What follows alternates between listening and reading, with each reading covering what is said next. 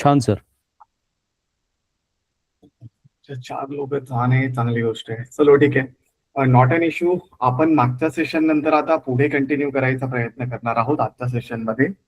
आजच्या सेशन मध्ये आपल्याला बऱ्यापैकी इम्पॉर्टंट पार्ट कडे जायचं आहे. त्या इम्पॉर्टंट पार्ट मध्ये काही व्याख्या तर आपण पाहणारच आहोत, पण त्याआधी जो काही मागच्या सेशन मध्ये आपण पार्ट स्टार्ट केलेला त्याला अजून थोडंसं रिवाइज करायचा प्रयत्न केला तर आपल्यासमोर बऱ्यापैकी गोष्टी लक्षात येतील की बाबा आपण मागच्या सेशन मध्ये जे काही शिकलो त्याचा एक थोडासा रिव्हिजन पार्ट म्हणजे असणार आहे की या संपूर्ण कोर्स मध्ये आपण एक जर्नी जी काही आहे आपली त्याला आपण लँड रिव्हेन्यू कोड म्हणत आहोत.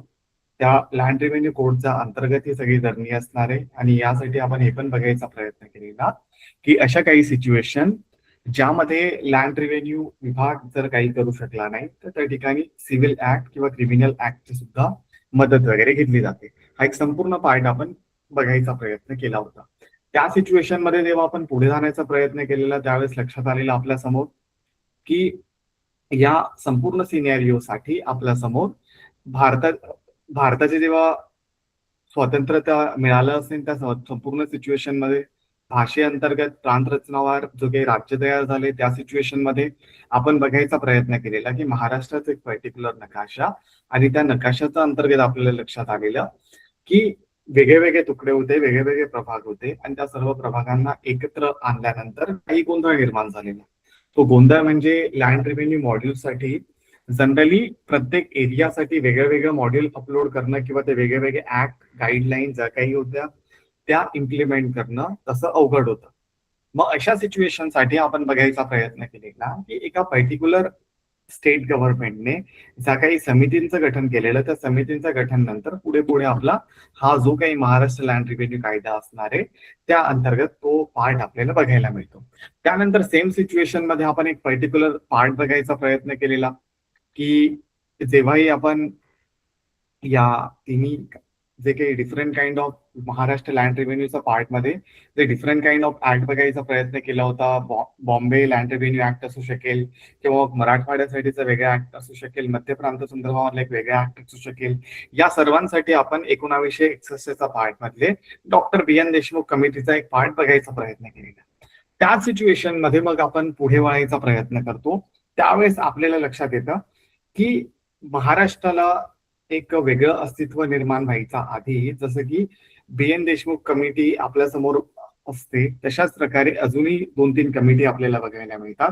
त्यापैकी पहिला पार्ट आपल्याला बघायला मिळतो तो असणार आहे की या संपूर्ण सिच्युएशन मध्ये इंटिग्रेशन ऑफ लँड रिव्हेन्यू जो काही पार्ट आहे यामध्ये जे डिफरंट काइंड ऑफ वेगळे वेगळे तुकडे आपल्याला बघायला मिळतात त्या वेगळ्या वेगळ्या तुकड्यांसाठी एक भालेराव कमिटी आपल्याला बघायला मिळते. भालेराव समिती या संपूर्ण समितीचं खास करून उद्देश वगैरे आपल्याला बघायला मिळतो की राज्यातील सर्व महसूल कायदे एकत्र गोळा करायचे. जसं की आपल्याला माहितीये इंग्रज जेव्हा आपल्याला सोडून गेले त्यावेळेस बऱ्यापैकी स्थानिक स्वराज्य संस्था वेगळ्या वेगळ्या होत्या, जहांगीरदारी वगैरे अस्तित्वामध्ये होत्या. हा सगळा पार्ट होता. मग या सगळ्या लोकल रूल अँड रेग्युलेशन जे काही होते ते चेक करायचा प्रयत्न या कमिटीद्वारे करण्यात आलाय. मग ह्या सर्वांनी ते सर्व महसूल कायदे गोळा केले, त्यांचा एक तुलनात्मक अभ्यास वगैरे केला आणि सर्व कायद्यांना एकत्र करून एक समान तरतुदी शोधण्याचा प्रयत्न केला. आणि मग सगळ्या महाराष्ट्राच्या सिच्युएशन मध्ये कशा प्रकारे आपण सगळ्या समान तरतुदी एकत्र करू शकू त्या संदर्भामधला पार्ट आपल्याला भालेराव कमिटीच्या माध्यमातून बघायला मिळतो. मग ह्या सेम सिच्युएशन मध्ये आपल्याला अजून काही पार्ट बघायला मिळतो की भालेराव समितीने हे जे काही जुने कायदे होते यांना समजून घेण्याचा प्रयत्न केला, त्यांना एकत्रीकरणाचा प्रयत्न केला. ते संपूर्ण झाल्यानंतर अजून एक पर्टिक्युलर कमिटी आपल्याला बघायला मिळते. त्या कमिटीला आपण जनरली देशमुख कमिटी वगैरे. मग ह्या सिच्युएशन मध्ये आपला जो काही महाराष्ट्राचा पार्ट आहे यामध्ये जर आपण प्रॅक्टिसमध्ये असू तर आपल्याला माहिती या सगळ्या समितीचं काही कमिटीचं काही घेणं देणं नाही आपल्याला. बट फक्त for a sake of brevity जर तुम्हाला आठवणच असलं बी एन देशमुखचा पार्ट, भालेराव कमिटीचा पार्ट, त्यानंतर एम एन देसाई कमिटीचा पार्ट, तर थोडस एक पॉझिटिव्ह पार्ट असू शकेल तुमच्यासाठी. मग ही जी काही एम एन देशमुख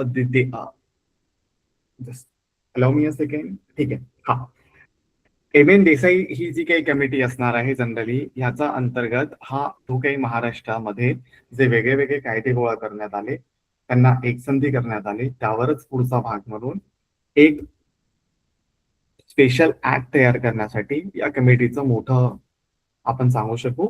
किंवा या कमिटीने सगळ्यांना एकत्र केलं, सगळ्या गोष्टींना एकत्र केल्यानंतर, रूल अँड रेग्युलेशनला एकत्र केल्यानंतर, अभ्यास संपूर्ण केल्यानंतर एक निश्चित वे मध्ये महाराष्ट्राच्या सिच्युएशन मध्ये एक महसूल अधिकाऱ्यांचे जे काही अधिकार असू शकतील ते त्यांनी निश्चित केले आणि एक संत महाराष्ट्राला एक प्रमुख कायदा वगैरे देण्यासाठी त्यांचा एक पुढाकार आपल्याला बघायला मिळतो. या सेम सिच्युएशन मध्ये आपण जेव्हा पुढे जाण्याचा प्रयत्न करतो त्यावेळेस आपल्यासमोर काही गोष्टी लक्षात येणार आहे की हे ज्या काही कमिटी आहेत पर्टिक्युलरली ह्यांचं काम त्या कायद्याला एकत्र करणं इथपर्यंत आपण समजू शकतो.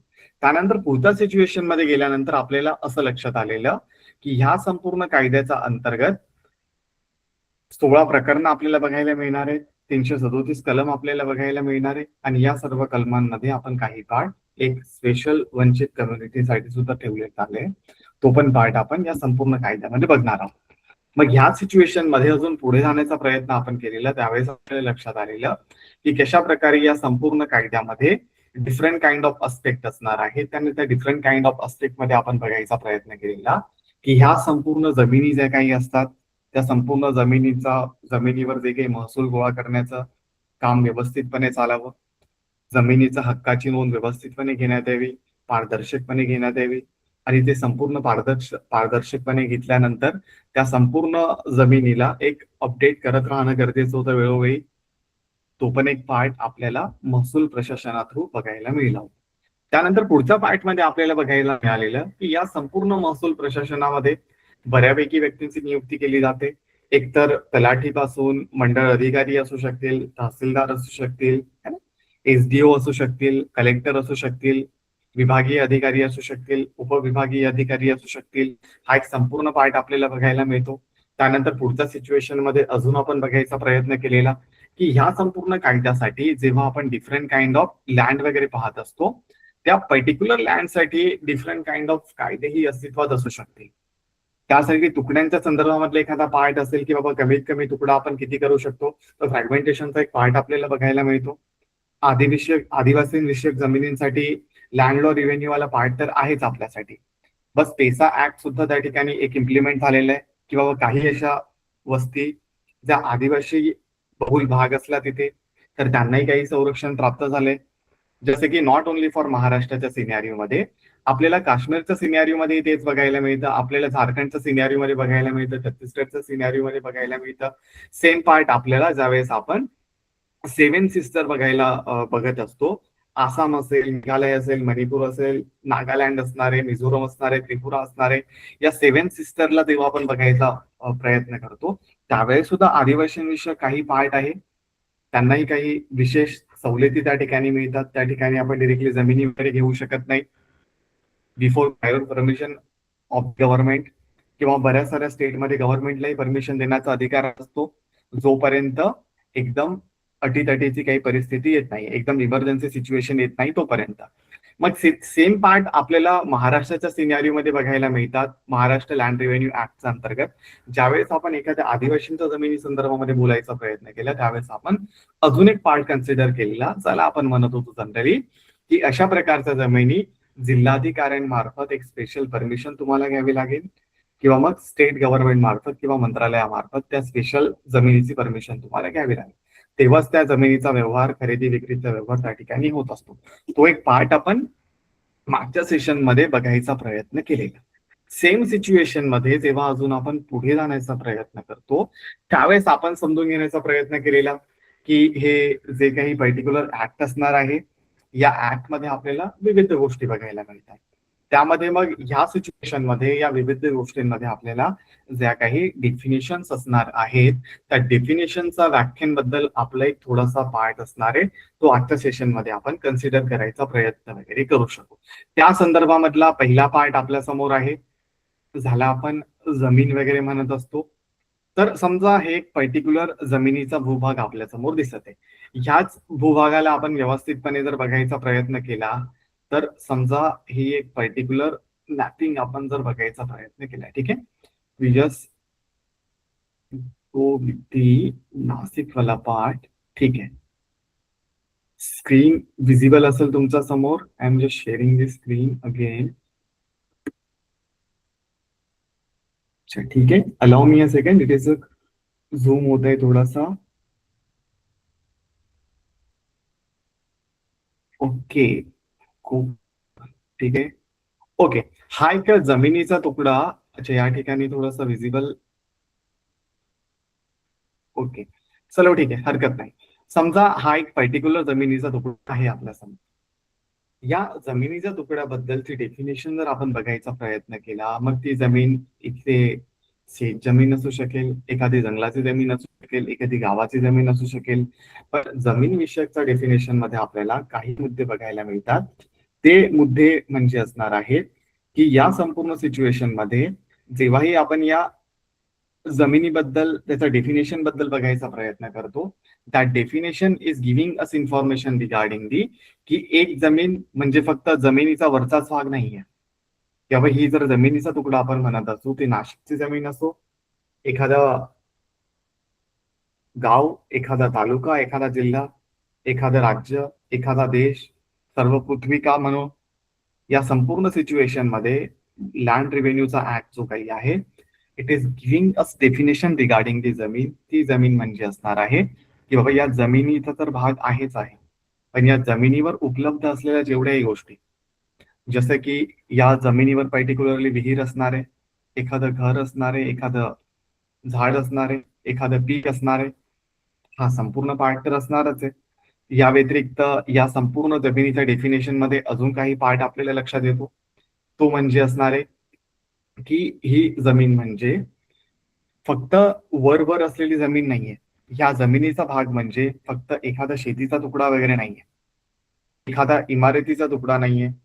या शेतीचा भाग म्हणजे एखादा शहराचा तुकडा नाहीये, गावाचा तुकडा नाहीये, राज्याचा तुकडा नाहीये, देशाचा तुकडा नाहीये. तर या जमिनीचा भाग म्हणजे असणार आहे की वरचं तर आहे जमीन, एखादी जमीन असली तर त्या जमिनीवर माती असणार आहे, हे पण आपल्याला लक्षात येतं. थोडस त्यामध्ये खणाईचं काम आपण केलं, मायनिंग वगैरे करण्याचा प्रयत्न केला, तर त्याच्या जमिनीची खालून बऱ्यापैकी गोष्टी आपल्याला मिळू शकतील, खनिज मिळू शकतील. त्या जमिनीच्या खाली अजून सोनं चांदी जे काही असेल तेही मिळू शकतं आपल्याला, खनिज मिळू शकणार आहेत, काही जेम स्टोन जे काही असणार आहे तेही मिळू शकणार आहे. म्हणजे जमिनीच्या डेफिनेशन मध्ये आपल्याला हे गोष्टी लक्षात येतात की जमीन म्हणजे फक्त मातीचा किंवा जमिनीचा तुकडा नाहीये. पण लँड रेव्हेन्यू ऍक्टच्या सिच्युएशन मध्ये आपल्याला हे लक्षात येतं की बाबा जमीन म्हणजे फक्त त्यावर असलेली माती नाहीये, तर जमिनीपासून जो काही फायदा आपल्याला होऊ शकतो, त्या जमिनीवर आपण जे काही इमारती उभ्या करू शकतो, एखादं कन्स्ट्रक्शन करू शकतो, शेत जमिनीवर एखादं पीक घेऊ शकतो, हा सगळा पार्ट तर आहेच. या सगळ्या गोष्टी तर आहेत. या व्यतिरिक्त त्यावर आपण केलेला एखादा व्यवसाय, म्हणजे समजा एखाद्या जमिनीवर आपण काहीतरी गोठे उभारले असेल, एखादं बांधकाम केलं असेल कायमस्वरूपी किंवा तात्पुरत्या स्वरूपाचं, हा सगळा भाग सुद्धा एका जमिनीच्या डेफिनेशन मध्ये येणार आहे. यासोबतच त्या जमिनीवर असलेलं एखादं पूर्ववत, म्हणजे आपण तर स्वतः ठेवलं नाहीये, असा एखादा खडकही असू शकेल. समजा ही एक पर्टिक्युलर जमीन आहे, या जमिनीवर आधीपासूनच ते झाडं वगैरे लावण्यात आले होते. एखादी जमीन असेल, त्या जमिनीवर आधीपासूनच तिकडे डोंगर वगैरे होता, एखाद्या पर्वतरांगा होत्या. मग ह्या संपूर्ण जमिनीची डेफिनेशन मध्ये नॉट ओन्ली हा भूभाग जो काही आपल्याला दिसत आहे, पण त्या भूभागाचा खालचा जेवढाही पार्ट आहे आणि त्या भूभागाशी संलग्नित असलेला, त्यावर स्थायिक असलेला जोही पार्ट आहे, हा सगळं येणार आहे. म्हणजे सांगण्याचे तात्पर्य एवढं असणार आहे की जेव्हा एखादा व्यक्ती जमीन खरेदी करतो, त्या जमिनीच्या व्यवहारामध्ये भलेही सांगितलेलं नसलं की बाबा या जमिनीचा हक्क मला मिळालाय, मग त्यामध्ये हेही म्हटलेलं नसलं की बाबा त्या जमिनीवर ज्या काही वस्तू आहेत, त्यावर एखादी इमारत असेल, त्या प्रॉपर्टीवर एखादं घर असेल, झाडं असतील, विहिरी असेल, काही असेल तर आवाज येत नाही, असेल. आवाज कट होतोय. आवाजाचा इश्यू आहे. हा सर, व्हॉइस ब्रेक होतोय. Okay, allow me a second.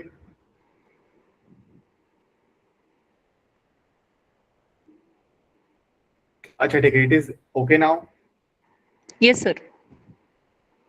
Okay ठीक आहे, थँक्यू. हा, जमिनीच्या डेफिनेशनचा पार्ट मध्ये आपण बघायचा प्रयत्न करत आहोत की बाबा नॉट ओन्ली फॉर द भूभाग, भूभागावर असलेलं जे काही ठळक गोष्टी ज्या दिसत आहेत, ज्या आधीपासून अस्तित्वात आहेत किंवा तुम्ही आणून ठेवल्या असेल, म्हणजे एखाद्या जमिनीवर तुम्ही एखादी इमारत उभी केली असेल, ती सुद्धा जमिनीचा पार्टच असणार आहे. मग समजा एखाद्या व्यक्तीने एखादी जमीन विकण्याचा प्रयत्न केला, जसं की एका व्यक्तीचं म्हणणं आहे की बाबा मी हे जमीन वगैरे विकत आहे. ठीक आहे, समजा हा एक जमिनीचा तुकडा आपल्या समोर दिसत आहे. ठीक आहे, हा एक जमिनीचा भूभाग एक व्यक्ती विकण्याचा प्रयत्न करतो आणि ते जेही सेल डीड होते, खरेदी खत होणारे, त्यामध्ये त्यांनी मेन्शन केले की बाबा ही अमुक अमुक जमीन आहे, या अमुक अमुक ठिकाणी ती जमीन असते. एवढे त्यामध्ये मेन्शन केले. कोणतं गाव नाव ते काही असणार आहे, तालुका जो काही आहे, जिल्हा जो काही आहे ते पण त्याने मेन्शन केले, पिनकोड वगैरे मेन्शन केले. पण त्याने मेन्शन केलं नाही की त्या जमिनीवर एक इमारत वगैरे उभी आहे, किंवा त्याने ते मेन्शन केलं नाही की एखादं झाड वगैरे असेल, एखादी विहीर वगैरे असेल, एखादं कच्चं बांधकाम त्याने केले. मग तो नंतर येऊन हे सांगू शकणार नाहीये की बाबा मी फक्त जमीनच विकली होती, मी तर विहीर विकली नव्हती, मी ते घर विकलं नव्हतं, मी ती इमारत विकली नव्हती, ते कच्चं बांधकाम मी विकलं नव्हतं, त्या जमिनीवरून जाणारं जे काही गार्डन असेल ते मी विकलं नव्हतं. असं चालत नाही. एखाद्या जमिनीचा व्यवहार होतो तो म्हणजे मूळतः तो संपूर्ण व्यवहारच होणार आहे. यामध्ये अजून एक पार्ट कन्सिडर आपल्याला करावा असा वाटतो. एक ट्रेझरी म्हणून एक पार्ट असणार आहे, की अशा काही जमिनी त्या आपण नंतर जाऊन पाहणारच आहोत पुढे येणाऱ्या सेशन्समध्ये. की ट्रेझरीचा पार्ट म्हणजे काय असणार आहे, की बाबा तुमच्या जमिनीमध्ये तुमचं जर एखादं शेत जमीन असेल, ठीक आहे, किंवा एखादं तुमच्या नावाने जमीन असली, त्याच्या आतमध्ये जर काही वस्तू अशा आढळल्या, जर तुम्ही टाकल्या नाहीये, ते निसर्गतः त्या ठिकाणी उपलब्ध आहेत. जसं की एखादं जुनं पुराणं काहीतरी मिळालं असेल, खनिज संपत्ती, एखाद्या राजा लोकांचं एक सोन्याचं हंडा वगैरे मिळाला असेल, किंवा मग त्या ठिकाणी एखादा पेट्रोलचे साठे मिळाले, काही खनिजाचे साठे मिळाले, मग भलेही ती जमीन तुमची असू शकेल, हे आपण या जमिनीच्या डेफिनेशन मध्ये पाहत आहोत. पण तरी सुद्धा गव्हर्नमेंटचा जो ट्रेझरी ऍक्टचा जो काही पार्ट असणार आहे, त्या पर्टिक्युलर ऍक्टला जेव्हा आपण बघायचा प्रयत्न करतो त्यावेळेस आपल्याला लक्षात येतं, भलेही एखादी जमीन तुमच्याकडून वडिलोपार्जित संपत्तीने येत असेल, तुमच्या आजोबांकडून पणजोबांकडून येत असली, तरी सुद्धा त्या जमिनीवर एखादा अधिकार नोंदवण्याचं काम ते गव्हर्नमेंट करू शकतात. हा एक पर्टिक्युलर पार्ट आपल्याला बघायला मिळतो. मग ह्याचाच अर्थ असा आहे किंवा मग जमिनीचे डेफिनेशन म्हणजे असं असतं का, की बाबा मग त्या प्रॉपर्टीमध्ये सगळा हक्क मलाच मिळायला हवा, भलेही त्या जमिनीचं खालची काही मिळत असलं तर. हो, डेफिनेशनचा पार्ट मध्ये आपण बघायचा प्रयत्न करतो त्यावेळेस आपल्याला लक्षात येतं की हा जो काही नकाशा आहे आपल्या समोरचा, हा उल्लेख व्यवस्थित आहे की ही जी जमिनीची डेफिनेशन आहे यामध्ये एवढी जी काही जमीन आहे ती म्हणजे एखाद्या अग्रीमेंटमध्ये जर मी मेन्शन केली जमीन, तर त्या जमिनीचा अर्थ भलेही मी त्या ठिकाणी मेन्शन केला नाही अग्रीमेंटमध्ये की बाबा त्या जमिनीवर घर आहे, विहीर आहे, झाड आहे, त्याच्या खाली खनिज संपत्ती, हे भलेही मी मेन्शन केलेलं नसलं तरी सुद्धा इन जनरल वे मध्ये, नॅचरल वे मध्ये तो एक पार्ट कन्सिडर होतो की जमीन म्हणजे हे सगळाच पार्ट आहे, या झाडापासून तर खालच्या त्या खनिजांपर्यंत. त्यामध्ये पाण्याचा साठा आढळला तो सुद्धा त्याच व्यक्तीचा असेल ज्या व्यक्तीला ते खरेदी केलंय. पण एक्सेप्शनल पार्ट मध्ये या गोष्टी लक्षात ठेवायचा, if government is aware about की बाबा तुमच्या जमिनीमध्ये काहीतरी खनिज संपत्ती मिळाली आहे, काहीतरी साठा वगैरे मिळालेला असणार आहे, काहीतरी सोनं नाणं काहीतरी दडलेलं आहे, किंवा मग आर्किओलॉजिकल सर्वे ऑफ इंडियाला असं लक्षात आलं तुमच्या त्या पर्टिक्युलर जमिनीमध्ये या आर्किओलॉजिकल सर्वेच्या अनुसार काहीतरी अशा गोष्टी अस्तित्वामध्ये आहे ज्याचा इतिहासाचे ऐतिहासिक संबंध असेल, तर अशा सर्व गोष्टींना एका पर्टिक्युलर गव्हर्नमेंट ऑर्डरद्वारे ते काबीज करू शकतात, भलेही त्या जमिनीवर तुमचा मालकी हक्क असेल. हा वेगळा पार्ट आहे की तुम्हाला त्याचा मोबदल्यामध्ये काही ना कम्पेन्सेशन देण्यात येतं, काही पर्सेंटेज कम्पेन्सेशन देण्यात येत असेल. जसं की या जमिनीमध्ये काही खनिज संपत्ती आढळली तर तुम्हाला त्याचं काही पर्सेंटेज देण्यात येतं. काही खनिज संपत्ती आढळली, तुम्ही गव्हर्नमेंटला सांगितलं त्याचे 4-5%, 5-10% डिपेंडिंग ऑन तिथल्या कलेक्टर लोकांना काय वाटत आहे किंवा स्टेट गव्हर्नमेंटला काय वाटत आहे, त्यानुसार ते देऊ शकतील. मग जमिनीचा अर्थ भलेही हा एवढा सगळा असला, त्या जमिनीवर अस्तित्वात असलेल्या सगळ्या काही गोष्टी, पण तरी सुद्धा एक्सेप्शनल पार्ट त्या ठिकाणी डोक्यामध्ये ठेवायचाच आहे की गव्हर्नमेंटला वाटलं तर ते काहीही करू शकतात. जसं की आपण एखाद्या बॉर्डर स्टेटमध्ये राहत असलो, ठीक आहे, एक उदाहरण जर आपण घेण्याचा प्रयत्न केला की बाबा समजा आपण महाराष्ट्राच्या सिनेरिओमध्ये आपल्याला कोणतेही इंटरनॅशनल बॉर्डर वगैरे लागत नाही, बट ह्या सिच्युएशन मध्ये आपण जेव्हा एखाद्या वेगळ्या स्टेटकडे बघायचा प्रयत्न केला, ठीक आहे, अलाउ मी अ सेकंड, ठीक आहे, आपण वरच्या साईडला जाण्याचा प्रयत्न केला, गुजरातचा वरच्या साईडला गेल्यानंतर will get the border of Pakistan. इंडियाची जी काही बॉर्डर आहे, इंडिया पाकिस्तान, एक पर्टिक्युलर बॉर्डर वगैरे आपल्याला बघायला मिळू शकेल. ठीक आहे. मग या बॉर्डरच्या पार्ट मधून आपल्याला असं लक्षात येतं की एखादी जमीन तर या बॉर्डरच्या एरियामध्ये असली आणि आपण म्हणत असतो की नाही, माझी वडिलोपार्जित प्रॉपर्टी आहे आणि युद्ध सदृश्य एखादी स्थिती राहिली आणि त्यामध्ये गव्हर्नमेंट म्हणणं आहे की बाबा ही जमीन तुम्हाला मला द्यावी लागेल आणि तुम्ही त्या ठिकाणी कोर्टमध्ये महसूलमध्ये दावा करत असाल, माननीय सन्माननीय महसूल साहेब, की बाबा माझी अमुक अमुक एवढ्या वर्षाची जमीन आहे, गव्हर्नमेंट येऊन का त्यावर कब्जा करत आहे, ताबा करत आहे, तर हे लॉजिक त्या ठिकाणी चालत नाही.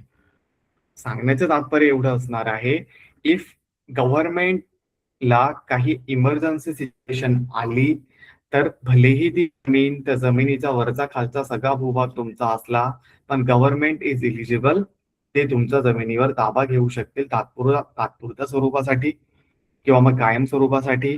त्याचं तुम्हाला कम्पेन्सेशन वगैरे मिळू शकेल.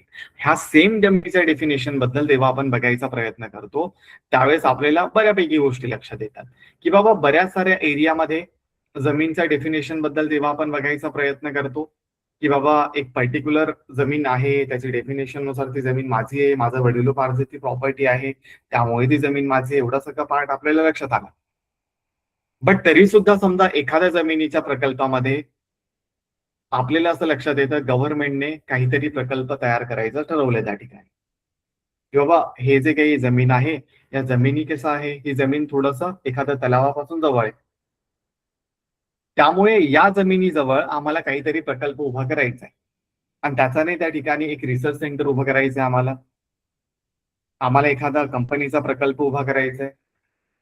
मग या ठिकाणी जमिनीचे डेफिनेशन तुमच्या नावाने ती जमीन असली मग तुमची मर्जी त्या ठिकाणी चालत नाही. इमर्जन्सी सिच्युएशनचा अर्थ असतो emergency situation, if government needs any property, जमीन ती त्याला तुम्हाला द्यावी लागेल. हा वेगळा पार्ट आहे.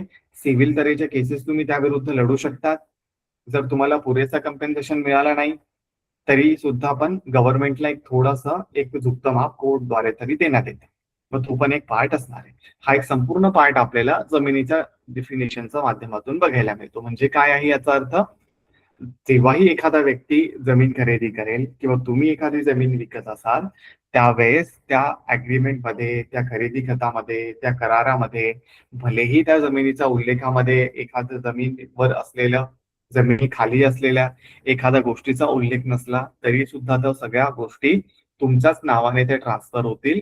मग भलेही ती जमीन तुम्हाला वारसा हक्काने मिळालेली असली किंवा मग ती जमीन तुम्ही खरेदी केलेली असली, हा एक पर्टिक्युलर पार्ट आहे जो तुम्हाला लक्षात ठेवायचा असणार आहे. ही सगळी गोष्ट झाली जमिनीविषयकच्या पार्ट मध्ये. मग ह्याच पार्ट मध्ये जेव्हा आपण अजून पुढे जाण्याचा प्रयत्न करतो त्यावेळेस आपल्या समोर पुढचा एक पार्ट येतो. तो म्हणजे असणार आहे पुढचा पार्ट ज्याला आपण म्हणत असतो जमिनी संदर्भामधल्या पार्ट मध्ये. लाव मी सेकंड. ठीक आहे. ह्याच जमिनीचा पार्ट मध्ये जर आपण एक शेत जमीन बघायचा प्रयत्न केला, ठीक आहे, ही एक शेत जमीन तुम्हाला दिसत असेल जनरली की बाबा ओके, हा ही एक जमीन आहे, ही शेत जमीन तुम्हाला बघायला मिळते. एक शेजारी सुद्धा एक शेत जमीन आहे, पण कदाचित ते पीक वगैरे काढलं असेल, त्यांनी विकलं वगैरे असेल किंवा त्यांची मशागतीचं काम सुरू असेल, हा एक सगळा पार्ट आहे. तो डेफिनेशन ऑफ शेत जमीन, ह्या सगळ्या सिच्युएशन मध्ये डेफिनेशन ऑफ शेत जमीन म्हणजे काय असणार आहे, शेत जमिनीची व्याख्या काय असते जनरली, तर शेत जमिनीची व्याख्या म्हणजे जनरली असणार आहे की बाबा शेत जमीन म्हणजे अशी जमीन जिचा वापर प्रामुख्याने शेतीच्या उत्पादनासाठी करण्यात येतो, पीक लागवडीसाठी करण्यात येतो किंवा जंगलाच्या फळबागांसाठी करण्यात येईल. नॉट जंगलाच्या फळबागांसाठी, फक्त फळबागांसाठी. हा एक पर्टिक्युलर पार्ट आहे. बट बऱ्याच साऱ्या सिच्युएशन मध्ये असंही एक पार्ट लक्षात येतो, जसं की we had client from Palghar. त्या व्यक्तीचं असं म्हणणं होतं जनरली की बाबा तो बऱ्याच वर्षापासून एक शेत जमीन वगैरे करत आहे, पण ती शेत जमीन म्हणजे पुरताच शेत जमीन वगैरे नाही. ती जमीन म्हणजे काय होती, ती जमीन म्हणजे एका जंगलाचा भूभाग होता. त्या जंगलाच्या भूभागामध्ये त्या व्यक्तींनी काय केले, काहीतरी वाहनं वगैरे लावून, खास करून मशागतीचे वाहनं लावून, ट्रॅक्टर असेल, बुलडोझर असेल, त्या पद्धतीने काय केले, त्या पूर्ण शेत जमिनीवर असा एक थोडासा भूखंड वगैरे काढले. तो भूखंड काढल्यानंतर आपल्याला त्यांनी काय केले, तिथे मशागत वगैरे करायला सुरुवात केली. मग शेत जमिनीच्या डेफिनेशन मध्ये हे जर आपण म्हणत असू की बाबा ती शेत जमीन म्हणजे काय, अशी एखादी शेत जमीन ज्या ठिकाणी तुम्ही शेती वगैरे करत आहात, ती शेत जमीन म्हणजे काय असणार आहे की बाबा त्या ठिकाणी तुम्ही पिकांची लागवड करत आहात, काही प्रामुख्याने जे काही पिकं घेतली जातात त्या एरियामध्ये ते लावत असाल, एखाद्या फळबागांसाठी वापरत असाल. पण तरी सुद्धा जेव्हा एखादी शेतजमीन अशा प्रकारची शेतजमीन असली, ती गव्हर्नमेंटने रिकॉग्नाइज नाही केली आहे किंवा मग त्या गव्हर्नमेंटच्या ह्याच्यामध्ये ती जमीन रिकॉग्नाइज आहे ऍज अ फॉरेस्टची जमीन म्हणून, त्या जमिनीला आपण जनरली शेत जमीन वगैरे म्हणू शकत नाही. एक पहिला पार्ट शेत जमिनीचा लक्षात ठेवायचा तो म्हणजे आहे शेत जमीन म्हणजे काय आहे. शेत जमीन म्हणजे कृषी उत्पादनासाठी, पिकांच्या लागवडीसाठी किंवा फळांच्या लागवडीसाठी जे काही करत असतो आपण काम किंवा जे काही मशागत करत असतो त्याला आपण शेत जमीन म्हणणारच आहोत. पण अशी काही जमीन जर ती फॉरेस्ट म्हणून रेजिस्टर्ड असली गव्हर्नमेंटच्या याच्यामध्ये, त्याच्यावर भलेही तुम्ही उत्पन्न घेत असाल, कृषी उत्पादनं घेत असाल, पिकांची लागवड करत असाल, फळबाग लावत असाल, तरी सुद्धा त्या जमिनीला शेत जमीन म्हटलं जाणार नाही. का पार्ट तसा येतो, तो यासाठी असणार आहे फॉरेस्टच्या जमीन या रिझर्व्ह असतात गव्हर्नमेंटद्वारे. आणि शेत जमिनीचा पार्ट मध्ये अजून एक पार्ट आपल्याला लक्षात येतो तो म्हणजे असणार आहे की बाबा अशा कोणत्याही शेत जमिनी खास करून, जसं की ही एक पर्टिक्युलर जमीन आहे, ठीक आहे, ही एक जमीन आहे, त्या जमिनीवर समजा हा एक भूखंड वगैरे आपल्याला बघायला मिळतो. समजा अजून याच शेत जमिनीचा पुढच्या भागामध्ये आपल्याला लक्षात येतं की या ठिकाणी थोडासा एक गोठा वगैरे बघायला मिळतो किंवा अशा प्रकारचे घर वगैरे बघायला मिळतं. ठीक आहे, हे घर जर त्या शेत जमिनीच्या आवारामध्ये असलं किंवा त्या शेत जमिनीवरच बांधलेलं असलं, त्यावर एखादा गोठा आहे, एखादं घर आहे, एखादं कच्चं कन्स्ट्रक्शन असेल किंवा मग त्या ठिकाणी असं एखादं वस्तू किंवा गुरांच्या निवारासाठी एखादा गोठा असेल, पिकांच्या साठवणुकीसाठी एखादं गोडाऊन वगैरे तुम्ही बांधलं असेल तात्पुरत्या स्वरूपासाठी, किंवा मग तुमचे शेतमजूर आहे त्यांच्या निवासासाठी तुम्ही काहीतरी बांधलंय घर वगैरे टाईप, किंवा मग तुम्ही स्वतः शेतामध्ये राहतात त्यामुळे तुमच्यासाठी एक घर वगैरे बांधलंय छोटं मोठं, किंवा एखादं फार्म हाऊस टाईप काही बांधलं असेल, तरी सुद्धा शेत जमिनीच्या डेफिनेशन मध्ये हा सगळा पार्ट कन्सिडर होत असतो. म्हणजे शेतजमीन म्हणजे नॉट ओनली की बाबा ज्या ठिकाणी तुम्ही पीक लागवड करत आहात, उत्पादन करत आहात पिकांचं, फळबागा त्या ठिकाणी लावत असाल, त्या ठिकाणी एखादा व्यवसाय तुम्ही करत असाल जो शेतीवर आधारित असू शकतो, किंवा मग त्यासाठी गव्हर्नमेंटची तुम्ही असं स्पेशल परमिशन वगैरे घेतली नाहीये तो एक पार्ट, त्या संपूर्ण जमिनीवर तुम्ही तुमच्या राहण्यासाठी एक घर वगैरे बनवलं असेल त्याचा पक्का जो काही आहे, शेत शेतातल्या मजुरांसाठी काहीतरी बनवलं असेल घर वगैरे, किंवा मग त्या शेत जमिनीच्या पार्टमध्ये तुम्हाला जे शेतीचं उत्पन्न वगैरे येतं ते ठेवण्यासाठी एखादं गोडाऊन तयार केलं असेल, त्या शेतीवर आधारित तुमचा एखादा जोड व्यवसाय असला, गुरांचा, ढोरांचा, दुधाचा, कोंबड्यांचा, ठीक आहे, त्या व्यतिरिक्त बकरे पालन जे काही असू शकतं, मत्स्यपालन असू शकतं, हा सगळा पार्ट सुद्धा त्या शेत जमिनीचा पार्ट मध्ये येणार आहे. मग ह्या शेत जमिनीचा पार्ट मध्ये या सगळ्या डेफिनेशन मध्ये नॉट ओनली फॉर द जमीन, जी जमीन आपण शेती करत आहोत, ज्यावर पीक वगैरे लागवड करत आहोत, फळबागा लावत आहोत, त्या पण येणारच आहे, पण त्या व्यतिरिक्त त्या शेत जमिनीवर अशा प्रकारचं काही तुम्ही कन्स्ट्रक्शन केलेलं असलं, त्यावर असं स्पेशल काही परमिशन तुम्हाला घ्यावी लागलेली नाही की बाबा हे कमर्शियल आहे त्यासाठी आपण स्पेशल परमिशन घ्यावी लागेल, किंवा आपण त्या ठिकाणी एखादी मोठी बिल्डिंग बांधत आहोत त्यासाठी गव्हर्नमेंटने स्पेशल परमिशन दिलेली नाहीये, अशा सगळ्या पार्ट्सला आपण शेत जमिनीच्या पार्ट मध्ये कन्सिडर करत असतो. पण अजून एक पार्ट त्या ठिकाणी येतो की बाबा अशा काही शेतीचं प्रांगण यामध्ये तुम्ही अशा मोठ्या मोठ्या बिल्डिंगा वगैरे बनवत आहात, आणि मग आपण सांगत आहोत की बाबा हे जी शेती आहे या शेतीमध्येच मी ती बिल्डिंग बांधली, आणि नंतर तुम्ही त्या ठिकाणी काम स्टार्ट केलं की बाबा मी त्या शेतीत जे काही घर बांधेल ते विकायला सुरुवात केली, की बाबा मी एका व्यक्तीला 1 लाखामध्ये विकली ते एक फ्लोर, दुसऱ्या व्यक्तीला मी 4 लाखामध्ये विकली, पाचव्या व्यक्तीला मी अमुक अमुक लाखामध्ये विकली.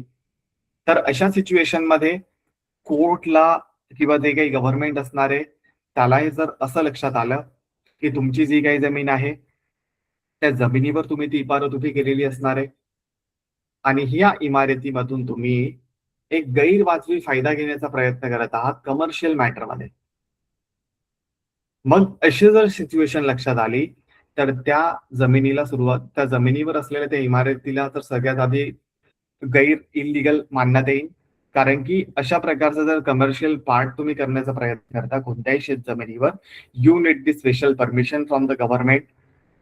त्यासाठी बऱ्यापैकी कायदे आपल्या समोर असणार आहेत. ते कायद्यांना तुम्हाला फॉलो करावं लागेल. बिल्डिंग कन्स्ट्रक्शनचं तुम्ही काम करत असाल तर, समजा या शेत जमिनीवर तुम्ही एखादा असा मोठा कारखाना वगैरे टाकत असाल जो असा छोटासा जोडधंदा नाहीये, शेतीवर आधारित, पण तो असा मोठासा कारखाना आहे, त्यासाठी गव्हर्नमेंटने तशा कामांसाठी जर स्पेशल परमिशन घ्यावी लागेल असं कन्सिडरच केलेलं असलं, मग त्या जमिनीवर आधारित त्या व्यवसायाला आपण हे सांगू शकत नाही तो शेतीचा भागामध्ये येते. You need the special permission. मग त्या जमिनीवर तो जर व्यवसाय असला तर त्या जमिनीला शेतीविषयक जमीन तर म्हणू आपण, पण कधी म्हणू शकू ज्यावेळेस तो जेवढा पार्ट आपण गैर इलिगल वे मध्ये तयार केला असेल तो मायनस केला तर. आणि जनरली अशा सिच्युएशन मध्ये अजून एक गोष्ट लक्षात ठेवायची, ती म्हणजे असणार आहे की कोणतीही सिच्युएशन मध्ये या संपूर्ण भूखंडाला आपण जमिनीचा भूभाग जी शेत जमीन आहे असं म्हणून कन्सिडर करणारच आहोत. पण हा जो काही विवादित भाग असेल ज्यावर आपण गव्हर्नमेंटच्या परमिशन हव्या होत्या पण तरी सुद्धा तो व्यवसाय स्टार्ट केला, तो इलिगल म्हणून कन्सिडर केला जाईल. आणि तुमच्यावर एक एक म्हणू शकू आपण की बाबा तुम्ही टॅक्स चोरी वगैरे केली, गव्हर्नमेंट पासून हे सगळं लपवण्याचा प्रयत्न केला, तशा प्रकारचे छोट्या मोठ्या कंप्लेंट, छोटा मोठा सांगू शकू आपण वाद वगैरे तुमच्या विरुद्ध चालवण्यात येऊ शकेल. आणि भूर्दंड म्हणजे काय असू शकेल, एक फाईन वगैरे लावू शकेल. सिव्हिल इन नेचरच्या केसेसमध्ये जनरली जेल वेल काही होत नाही. त्यामुळे जे गुंडे लोक असतात त्यांनाही काही फरक पडत नाही जनरली. ते सांगतात की हा बाबा एवढा मला फायदा झालाय ना, जसं की या ठिकाणी काहीतरी त्यांनी कन्सिडरेशन सुरू केलं. जसं की बऱ्याच साऱ्या सिच्युएशन मध्ये असं लक्षात येतं गावा साईडला की बाबा एखादा व्यक्ती, जसं की समजा एक पर्टिक्युलर उदाहरण आपण बघण्याचा प्रयत्न केला. जसं की हे एक गाव वगैरे आपल्याला दिसत आहे. ठीक आहे, एक छोटस गाव तुम्हाला दिसतं है ना, एक 10-20 घरांच्या वस्तीचं एक गाव वगैरे दिसतं आपल्याला. या गावामध्ये एक शेतकरी राहत होता, तो चालाक आहे. Is aware about the definition of शेतजमीन. मग ह्या व्यक्तीने काय केलं या ठिकाणाहून की बाबा या ठिकाणाहून त्याची जर जमीन थोडस गावाच्या बाहेर असली, त्या जमिनीवर त्याने एक काम करण्याचा प्रयत्न केला की बाबा ही शेतजमीनच्या डेफिनेशन मध्ये आपल्याला लक्षात आलं की शेतजमीन म्हणजे काय, ती अशी जमीन ज्यावर पिकं वगैरे घेत आहोत, फळभाज्या घेत आहोत, शेतीवर आधारित छोटा मोठा जोडधंदा करत आहोत, शेतीवर आधारित आपण जो काही शेतकरी राहतो त्याच्यासाठी, जे शेतमजूर आहे त्याच्यासाठी काहीतरी घर निवारा तयार केले, अशा प्रकारचा पार्ट डेफिनेशन मध्ये आपण पाहिला. या व्यतिरिक्त पुढच्या पार्ट मध्ये आपण पाहिलं असा एखादा व्यवसाय जो रजिस्टर करणं कंपल्सरी आहे गव्हर्नमेंटद्वारे. पण या चालाक व्यक्तीने काय केलं, गावाच्या बाहेर त्याची जी काही शेती होती त्याने ती विकत घेतली असेल किंवा त्याला वडिलोपार्जित त्याच्यामधून मिळाली असेल. ह्या सिच्युएशन मध्ये त्याने या ठिकाणी दारूचा व्यवसाय स्टार्ट केला. बऱ्याच वेळेस असं लक्षात येतं काही गोष्टी बॅन असल्या तर वीटभट्टीची दारू, अशा प्रकारचे छोटे मोठे दारूचे व्यवसाय केले जातात गावाच्या ठिकाणी, तालुक्याच्या ठिकाणी. मग ह्या व्यक्तीने जर या शेतजमिनीवर हा व्यवसाय स्टार्ट केला, मग डेफिनेशन ऑफ शेतजमीन इज क्लिअरली सेइंग अस तुम्ही जोडधंदा करू शकता. पण आपल्याला दारूच्या डेफिनेशन मध्ये हे पण माहितीये की बाबा दारू जर मला त्याचं प्रोडक्शन करायचं असेल तर we need the special permission from the government. मग भलेही आपण त्या शेत जमिनीवर करत असलो तर दारू हा एक विवादित अपवादित पार्ट आपल्याला लक्षात येतो. त्या दारूचं जर तुम्ही या ठिकाणी प्रोडक्शन करत असाल या शेत जमिनीवर तर तो त्याला म्हणू शकू आपण की बाबा भलेही तुम्ही प्रोडक्शन करत असाल पण तो एक विवादित पार्ट आहे. त्यामध्ये ते गव्हर्नमेंटची स्पेशल परमिशन तुम्हाला या भागासाठी घ्यावी लागेल. मग ह्या ठिकाणी आपल्याला लक्षात येतं की त्या व्यक्तीने हा जो व्यवसाय सुरू केला हा विवादित व्यवसाय आहे, त्यामुळे तो व्यवसाय या शेत जमिनीच्या डेफिनेशन मध्ये येत नाही. मग जर हा विवादित पार्ट असला तर गव्हर्नमेंटद्वारे तुमच्यावर भूदंड तर लावण्यातच येणार आहे. पण तो इल्लिगल आहे, तो किती जास्त प्रमाणामध्ये इल्लिगल आहे तेही आपल्याला लक्षात येतं. जसं की या ठिकाणी त्याने दारू काढण्यासोबतच एक जुन्या पुराण्या ज्या वस्तू असतात त्यांना वितळवण्याचा प्रयत्न केला लोखंडाला वगैरे, आणि त्याच्यापासून इलिगल वे मध्ये बंदुकी तयार करायचा कारखाना टाकला, तसं प्रोडक्शन स्टार्ट केलं. किंवा त्या शेत जमिनीमध्ये त्याने बॉम्ब बनवायचं काहीतरी टाकलंय कारखाना. मग हे विवादित पार्ट थोडेसे अजून वाढत जातात, त्याची इंटेन्सिटी वाढत जाते. त्यामुळे डेफिनेशन ऑफ शेत जमीनमध्ये हा विवादित पार्ट बद्दल किती इंटेन्शन असलं पाहिजे असं काही बघायला मिळत नाही आपल्याला. पण आपल्याला जनरली लक्षात येतं ना तो कशा प्रकारचा व्यवसाय करत आहे. ऑब्विसली गोष्ट आहे, एक व्यक्ती गावाहून लांब येऊन किंवा त्या गावामध्ये एखादी अशी प्रथा वगैरे चालते, त्या गावामध्ये असं म्हणणं आहे की बाबा तुम्ही या ठिकाणी गावामध्ये काही मटन मांस मच्छी काही करू शकत नाही. आणि त्यानंतर मग या ठिकाणी त्याने जसा प्रकारचा एक व्यवसाय टाकला शेतामध्ये. मग we should know about, we will be aware about की बाबा एखाद्या व्यक्तीला जर मांस मच्छीचा व्यवसाय करायचा असेल तर त्यासाठी काही स्पेशल परमिशन वगैरे लागतात का. मग ऑब्विसली गोष्ट आहे, फूड अँड डिपार्टमेंटची आपल्याला छोटीशी परमिशन वगैरे लागेल. मग जेव्हाही अशा परमिशन मिळतात that particular office and all ते चेक करते की बाबा तुमची जमीन कशा प्रकारची, ती कमर्शियल आहे का, किती शेत जमीन वगैरे आहे का. हो, हा वेगळा पार्ट आहे. भारताच्या सिच्युएशन मध्ये, तालुक्याच्या सिच्युएशन मध्ये, गावाच्या सिच्युएशन मध्ये बऱ्यापैकी कायद्यांना फॉलो तर केलं जातच नाही. जसं की रिसेंटली आता एक फूड अँड ड्रग संदर्भामध्ये बऱ्यापैकी अवेअरनेस यायला लागली. तुकाराम मुंढे साहेबांचं जे काही काम सुरू आहे त्या अंतर्गत बऱ्याच साऱ्या प्रोडक्टला दान वगैरे करण्यात आलंय.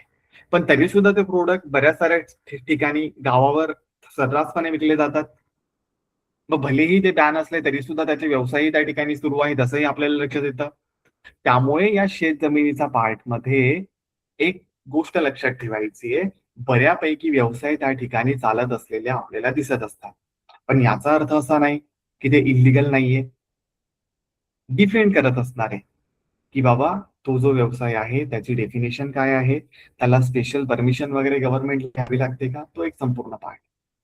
आणि अजून एक गोष्ट लक्षात ठेवायची, सिव्हिल इन नेचरच्या केसेसमध्ये जे अधिकार असतात ते अधिकार जोपर्यंत तुम्ही स्वतः मागत नाही तोपर्यंत ते अधिकार तुम्हाला देण्यात येत नाही.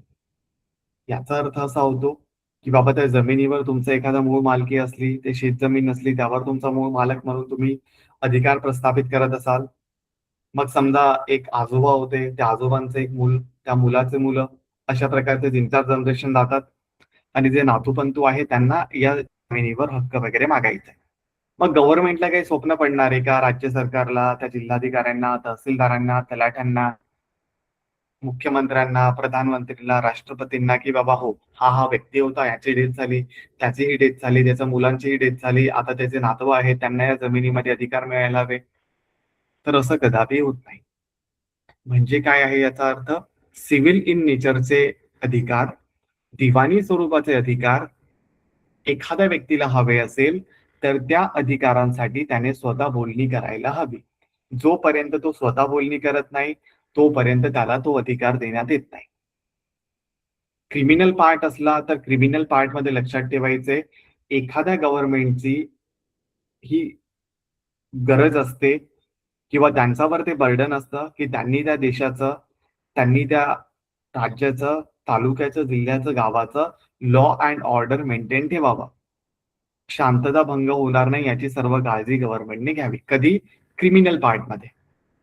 मग समजा ही जमीन आहे शेत जमीन, या शेत जमिनीवर एखादा व्यवसाय असला, तो व्यवसाय सिव्हिल इन नेचरचा असेल, एकदम छोट्या मोठे व्यवसाय आहेत, त्यावर तुमचा अधिकार मागायचा असेल, एखादा व्यक्ती असेल तुमचा या हिस्सेमधला तो अधिकार चाचवत असेल तर यू हॅव टू इन्फॉर्म दी महसूल डिपार्टमेंट सिव्हिल वे मध्ये. तो स्वतः मागेल तर त्याला तो अधिकार मिळेल. पण समजा एखादा व्यवसाय त्या ठिकाणी आहे, तो इलिगल आहे, तो क्राईम आहे, तर तुम्ही मागितला नाही तरी सुद्धा गव्हर्नमेंटला जर लक्षात आलं तर ते स्वतः त्या ठिकाणी करायला येईल की नाही बाबा हा इलिगल काम आहे, तुम्हाला बंद करावं लागेल. पण समजा हे सेम सिच्युएशन मध्ये दोन व्यक्ती आहेत, एखाद्याच्या मृत्यूनंतर हे दोन हिस्से पाडायचे असले, गव्हर्नमेंटला भराई लक्षात आलं की बाबा या ठिकाणी एक गोष्ट लक्षात ठेव की बाबा आता एखाद्या व्यक्तीचं डेथ झाली, गव्हर्नमेंट हे सांगणार नाही, भलेही त्यांच्या ठिकाणी त्या डिपार्टमेंट मधून त्यांचं डेथ सर्टिफिकेट निघालेलं असतं. गव्हर्नमेंट स्वतः सांगणार नाही की बाबा या व्यक्तीची ही जमीन होती, त्या जमिनीवर आता तुमचं वारस वगैरे लावून घ्या, नाही सांगणार. जोपर्यंत तुम्ही त्या ठिकाणी अधिकार मागायला जात नाही तोपर्यंत गव्हर्नमेंटला काही पडलेली नाहीये. गव्हर्नमेंटला स्वतःचं काम वाढवायचं नाहीये. गव्हर्नमेंट सुखी आहे. त्यामुळे लक्षात ठेवायचे की शेत जमिनीचा पार्ट मध्ये ज्या डेफिनेशन आहेत या पार्टमध्ये, एखादा व्यवसाय असला, तो व्यवसाय त्याच्यासाठी स्पेशल परमिशन हव्या असल्या तर तो शेत जमिनीचा प्रकार मोडण्यात येत नाही. ते एकतर त्या व्यवसायालाही खरं तर त्या ठिकाणी रजिस्ट्रेशन मिळणार नाही, तो एक वेगळा भाग आहे. पण त्या जमिनीलाही आपण मग तो जो काही पार्ट आहे त्यामध्ये शेत जमीन म्हणून कन्सिडर करू शकत नाही. पण अजून एक पार्ट त्यामध्ये लक्षात ठेवायचा आहे की जेव्हाही आपण या शेत जमिनीबद्दल बोलायचा प्रयत्न करतो, government is strictly informing all the people. सर्व लोकांना गव्हर्नमेंटने हे म्हटलं आहे की एखादी शेत जमीन असेल तर तुम्ही गव्हर्नमेंटचा परमिशन व्यतिरिक्त त्याला कमर्शियल मॅटरमध्ये किंवा कमर्शियल मॅनरमध्ये वापरू शकत नाही, विकू शकत नाही. हा संपूर्ण पार्ट म्हणजे माझी एखादी जमीन असली, उद्या उठून मला हे लक्षात आलं की बाबा नाही, माझं जमिनीमध्ये ना आता काही उत्पन्न वगैरे निघत नाही. मी एकदम भरपूर कामं केले, मी भरपूर कष्ट केले. मी रात्री उठून 12 वाजेला लाईट आली की पाणी द्यायला जातो, त्यामुळे आता मला ते कष्ट सहन होत नाही. माझ्या वडिलांनी केले, आजोबांनी केलं, ठीक आहे. पण आता मला नोकरी धंदा करायचा आहे, त्यामुळे माझी जी ही शेतजमीन आहे यावर मी काय करेल, अशा प्रकारे काहीतरी प्लॉटिंग वगैरे करेल. आणि त्यानंतर मग ह्या प्लॉटिंग केल्यानंतर मी त्यांना विकण्याचा प्रयत्न करेल. मग government also having a strictness regarding all this part. गव्हर्नमेंटचं म्हणणं आहे की एखादी शेतजमीन असली तर you need the prior permission from the state government or जिल्हाधिकारी किंवा जे काही महसूल डिपार्टमेंट आहे, तोपर्यंत तुम्ही त्या जमिनीत कमर्शियलायझेशन करू शकत नाही. आणि अजून एक पार्ट त्यामध्ये लक्षात येतो, तो म्हणजे जनरली या परमिशन दिल्या जात नाही. Because government also have to maintain the जे फार्मलँड आहे ते त्यांना मेंटेन करून ठेवायचंय. ग्रेडरीचा जो काही पार्ट आहे तो मेंटेन करायचा असणार आहे. नाही तर मग सगळेच लोक उठून सुटून जमिनी विकायला सुरुवात करतील. आणि ह्याचाच एक भूभाग म्हणजे अजून आपण हे लक्षात ठेवू शकतो, जर अशा प्रकारचे निर्बंध गव्हर्नमेंटने लावले नाही तर आपल्या देशामध्ये, आपल्या एरियामध्ये, आपल्या गावामध्ये, तालुक्यामध्ये असे धन्नासेठ आहेतच, असे पुढारी आहेतच, गुंडे प्रवृत्तीचे लोक आहेतच. तुम्हाला ते धमक्या वगैरे देतील आणि मग हडपतील या जमिनींना की बाबा हे पैसे घ्या, हे मला द्या, आम्ही यावर कमर्शियल बिल्डिंग तयार करू आणि विकू, असं होऊ शकतं. त्यामुळे शेत जमिनीच्या पार्टमध्ये या सगळ्या गोष्टी कन्सिडर करायचा आहे. Not only definition is giving us information regarding the की बाबा शेत जमीन म्हणजे तिचा प्रामुख्याने वापर कृषी उत्पादनासाठी होते, पिकांच्या लागवडीसाठी होते किंवा फळबागांसाठी होते, एवढा तर पार्ट ठीकच आहे. किंवा मग त्या जमिनीवर शेती व्यतिरिक्त किंवा मग या लागवडी व्यतिरिक्त काही छोट्या मोठ्या कन्स्ट्रक्शन आपण केलेलं असलं, त्याला सुद्धा त्या ठिकाणी शेत जमीन म्हटलं जाईल. मग अशा वस्तू त्यांच्यासाठी स्पेशल परमिशन नसेल, याचं कन्स्ट्रक्शन केलं तर त्यालाही शेत जमीन आपण म्हणू. पण अशा काही गोष्टी, अशा प्रकारची जी काही जमीन, त्यावर अशा गोष्टी आपण उभारल्या ज्याला गव्हर्नमेंटची प्रायव्हेट परमिशन घेणं गरजेचंच आहे, त्यावेळेस त्या जमिनीचा पार्टमध्ये एकतर ते इलिगल गोष्टी आपण करू शकत नाही, त्याची परमिशनच मिळणार नाही. आणि मग जी काही शेतजमिनीची डेफिनेशन असते त्यामध्ये त्या सगळा पार्ट मोडत नाही, त्यामुळे आपल्या विरुद्ध भूदंड वगैरे लावण्यात जातात. याचे अपवादीचे उदाहरण आपण पाहिले की बाबा अशा शेतजमिनी तर आहेतच ज्यावर व्यवसाय वगैरे सुद्धा चालू आहे, पण मग तोच पार्ट येतो. बऱ्याच वेळेस काय होतं, असे व्यवसायही सुरू असतात पण जे अधिकारी असतात त्यांनाही टेबला खालून पैसा गेलेला असतो, त्यामुळे तेही काही करत नाही आणि त्यांना काही पडलेलीही नसते. मग हा पण एक पार्ट आपल्याला बघायला मिळतो. तर ही एक सिच्युएशन आहे ज्याला आपण शेत जमीन वगैरे म्हणत असतो. आणि या शेत जमिनीचा पार्ट मध्ये हा एक सगळा पार्ट आहे जो आपल्याला बघायला मिळतो. ह्याच सिच्युएशन मध्ये जेव्हा आपण पुढच्या पार्ट कडे जाण्याचा प्रयत्न करतो, जसे की हे एक गाव आहे आपल्याला बघायला मिळतं. ठीक आहे, हा एक पर्टिक्युलर गाव. ओके, हे हा एक रस्ता वगैरे आपल्याला बघायला मिळतो. ठीक आहे, हा एंट्री पॉइंट असेल, हा एखादा एंट्री पॉइंट असेल, अशा प्रकारचं एक पर्टिक्युलर गाव वगैरे आपल्याला बघायला मिळतं. मग समजा पुढची डेफिनेशन आपल्या समोर येते, एक गावठाण वगैरेची डेफिनेशन. गावठाण म्हणजे काय असणार आहे जनरली? गावठाण म्हणजे या संपूर्ण गावामध्ये, ठीक आहे, या संपूर्ण गावामध्ये गावठाण म्हणजे काय, तर गावातील लोकांसाठी, गावातील नागरिकांसाठी निवासासाठी, त्यांच्या वस्तीसाठी काही जागा निश्चित केलेली असते. जी गव्हर्नमेंट रिकग्नाइज अधिकृत जागा असते, तशा प्रकारच्या नोंदी त्या ठिकाणी असतात. आणि हा संपूर्ण कायद्यानुसार जिथे लोक निवास करत असतात, जे लोक त्या ठिकाणी राहत असणारे, त्यांच्या गावाची जी काही मूळ वस्ती असते त्याला आपण गावठाण वगैरे म्हणत असतो. मग बऱ्याच साऱ्या सिच्युएशन मध्ये अजून एक गोष्ट लक्षात ठेवायची आहे की बाबा ही जी काही जागा आहे ही जागा एकतर सिटी सर्व्हे मध्ये मेन्शन असणार आहे की बाबा या गावासाठी गावांच्या निवारणासाठी अमुक अमुक एवढी जागा आहे, त्या गावासाठी अमुक अमुक एक पडीत क्षेत्रही आहे, अशा प्रकारचा एक पार्ट मेन्शन असणार आहे त्या गावाच्या नकाशामध्ये. अजून एक पार्ट मेन्शन असणार आहे त्यामध्ये की बाबा हा जो काही सर्वे क्रमांक आहे, हा जो काही गट क्रमांक आहे, यामध्ये काही जागा नदी क्षेत्राची आहे, काही जागा शेती क्षेत्राची आहे, काही जागा सरकारी असणार आहे, काही जागा पब्लिक असणार आहे, हा एक संपूर्ण पार्ट. पण गावठाणचं सिच्युएशन म्हणजे गावठाणची डेफिनेशन म्हणजे काय आहे, एखाद्या पर्टिक्युलर गावामध्ये नागरिकांच्या निवासासाठी त्यांच्या वस्तीसाठी जी काही जागा निश्चित केली जाते ती त्याला आपण मूळतः गावठाण वगैरे म्हणतो, गावाची जागा वगैरे म्हणतो. आणि ही गावठाणची जी काही जमीन असणार आहे ह्याचं कन्सिडरेशन जनरली त्या गावाच्या हद्दीमध्ये असलेलं जे काही तहसीलदारांचं ऑफिस असेल किंवा त्या गावाच्या हद्दीमध्ये असलेले जे काही जिल्हाधिकारी असणार आहे यांच्याद्वारे ते ठरवण्यात येतं की या पर्टिक्युलर गावाचं जे काही वस्ती किंवा गावाचं क्षेत्रफळ एवढं मोठं असलं. जसं की समजा आपल्या समोर हा जो काही ॲरो फिरत आहे ना, एवढी जमीन या गावाच्या क्षेत्रामध्ये असली, ठीक आहे, एवढी जमीन या गावाच्या क्षेत्रामध्ये असली तर गव्हर्नमेंटमध्ये जे काही महसूल अधिकारी आहेत, खास करून जे तहसीलदार आहेत आपल्या जिल्ह्याच्या लेवल तालुक्याच्या लेवलचे, ह्यांच्याद्वारे ते जिल्ह्याचे जे काही जिल्हाधिकारी आहेत किंवा जे काही भूमापन अधिकारी आहेत यांना सांगण्यात येते की बाबा हे अमुक अमुक गाव आहे, या गावाची एक हद्दी वगैरे त्या ठिकाणी निश्चित केल्या जातील. आणि त्या हद्दीमध्ये जनरली हे सांगण्यात येतं की बाबा एवढी जमीन आहे, एवढी जमीन या लोकांना राहण्यासाठी सफिशियंट आहे, एवढ्या जमिनीला आपण गावठाण वगैरे म्हणू. आणि जेव्हाही लोक वस्ती करायचा प्रयत्न करतील त्यांनी फक्त जे गावठाण असणार आहे एवढ्याच जागेमध्ये घरं वगैरे बांधावे. मग आताच आपण एका डेफिनेशन बघायचा प्रयत्न केला की बाबा या व्यक्तीची एक जमीन ती शेत जमीन होती आणि शेत जमिनीचा पार्ट मध्ये आपण बघायचा प्रयत्न केला की बाबा या ठिकाणी मग तो घरही बांधू शकत होता त्याच्या राहण्यासाठी, त्याच्या मजुरांचा राहण्यासाठी. मग हे पण गावठाण क्षेत्रामध्ये येतं का?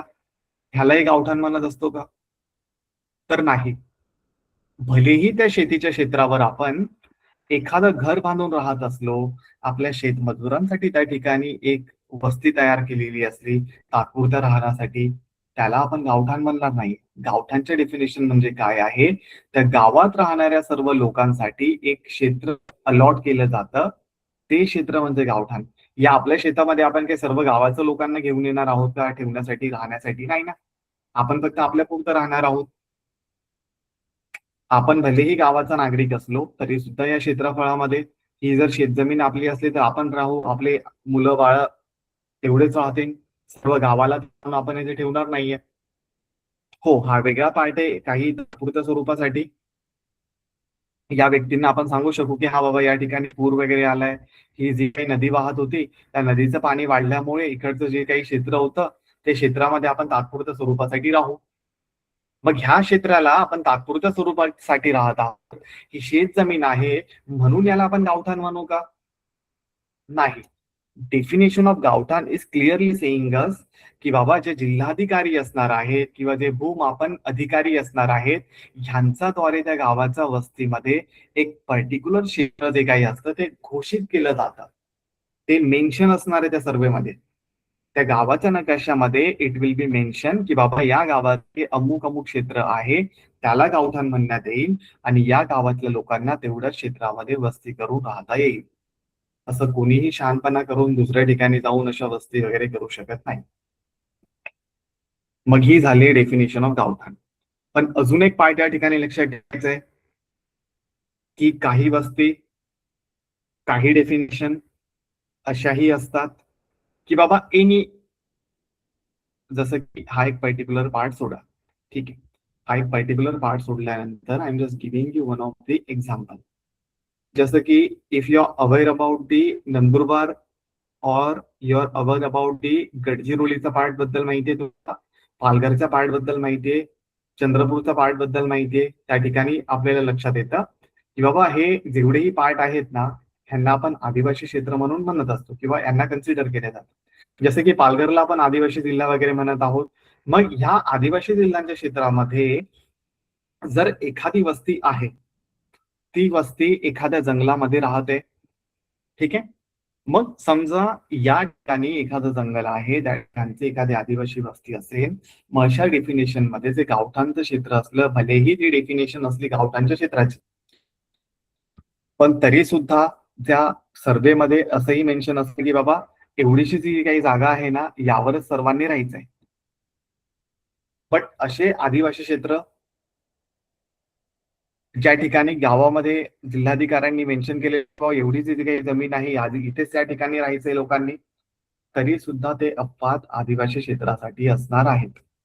कारण की आदिवासी क्षेत्रामध्ये पारंपरिक वे मध्ये ते प्रत्येक व्यक्ती असं वस्ती करून वगैरे राहत नाही.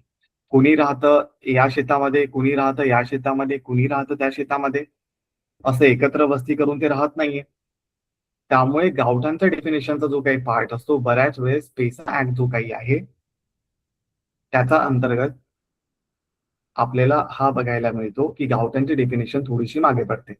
बिकॉज ऑफ जेव्हाही आदिवासी क्षेत्र म्हणून एखाद्या जिल्ह्याला कन्सिडर करण्यात येतं, त्यावेळेस त्यांच्यासाठी काही रूल अँड रेग्युलेशन, काही special kind of standard set केले जातात आणि त्या गोष्टी त्यांना प्रोव्हाइड केल्या जातात गव्हर्नमेंटद्वारे. त्यामुळे जे सामान्य नियम आपल्याला बाकी क्षेत्रामध्ये लागू होतात, गावठाणच्या क्षेत्रामध्ये लागू होतात, ते तशा वस्तींसाठी जनरली लागू होत नाही. बिकॉज बऱ्याच वेळेस त्यांची भटकंती वगैरे सुरू असते या जंगलामधून त्या जंगलामध्ये. मग त्यामुळे ते एका ठिकाणाहून दुसऱ्या ठिकाणी चेंज होऊ शकतात. मग तो पण एक पार्ट आपल्याला बघायला मिळतो.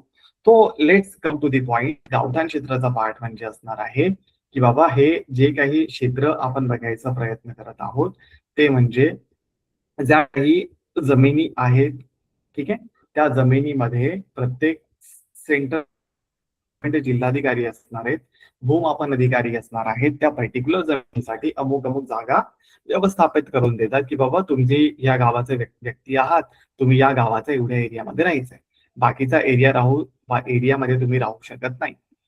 मग तोच एक पार्ट आहे. मग भलेही त्या शेतजमिनीमध्ये राहत असलो तर त्याला आपण गावठाण वगैरे म्हणणार नाही.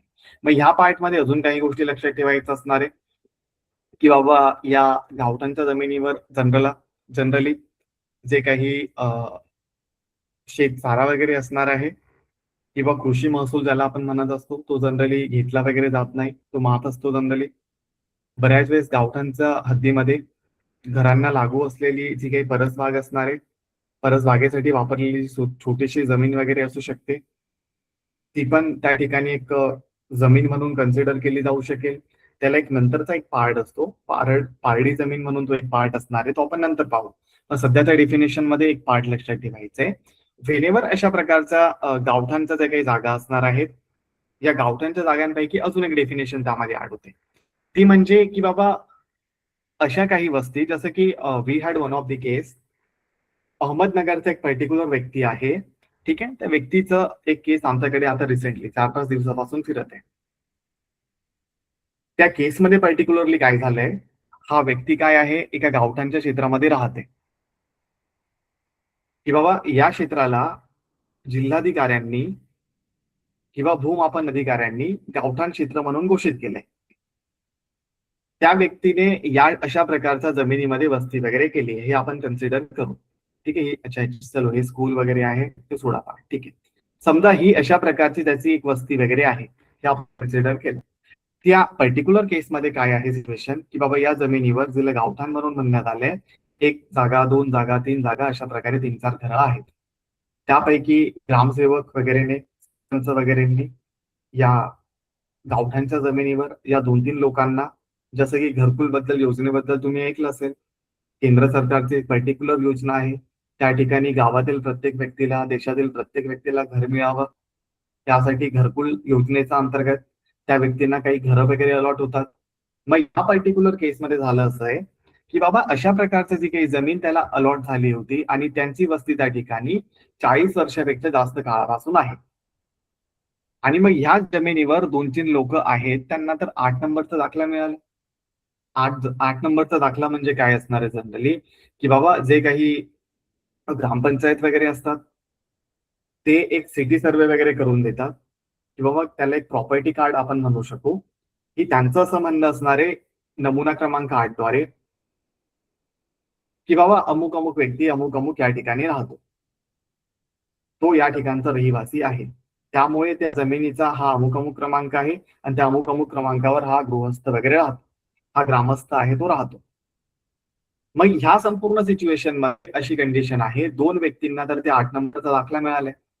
आपल्याकडे जी काही केस आली आहे त्या पर्टिक्युलर केसमध्ये हा व्यक्ती भलेही या गावठाणच्या जमिनीवर राहत असला तरी सुद्धा त्या ठिकाणी त्याला तो गावठाणचा जो काही नमुना क्रमांक 8 मिळायला हवा, ज्याच्याने हे फायनल होईल की तो त्या ठिकाणी बऱ्याच वर्षापासून राहते.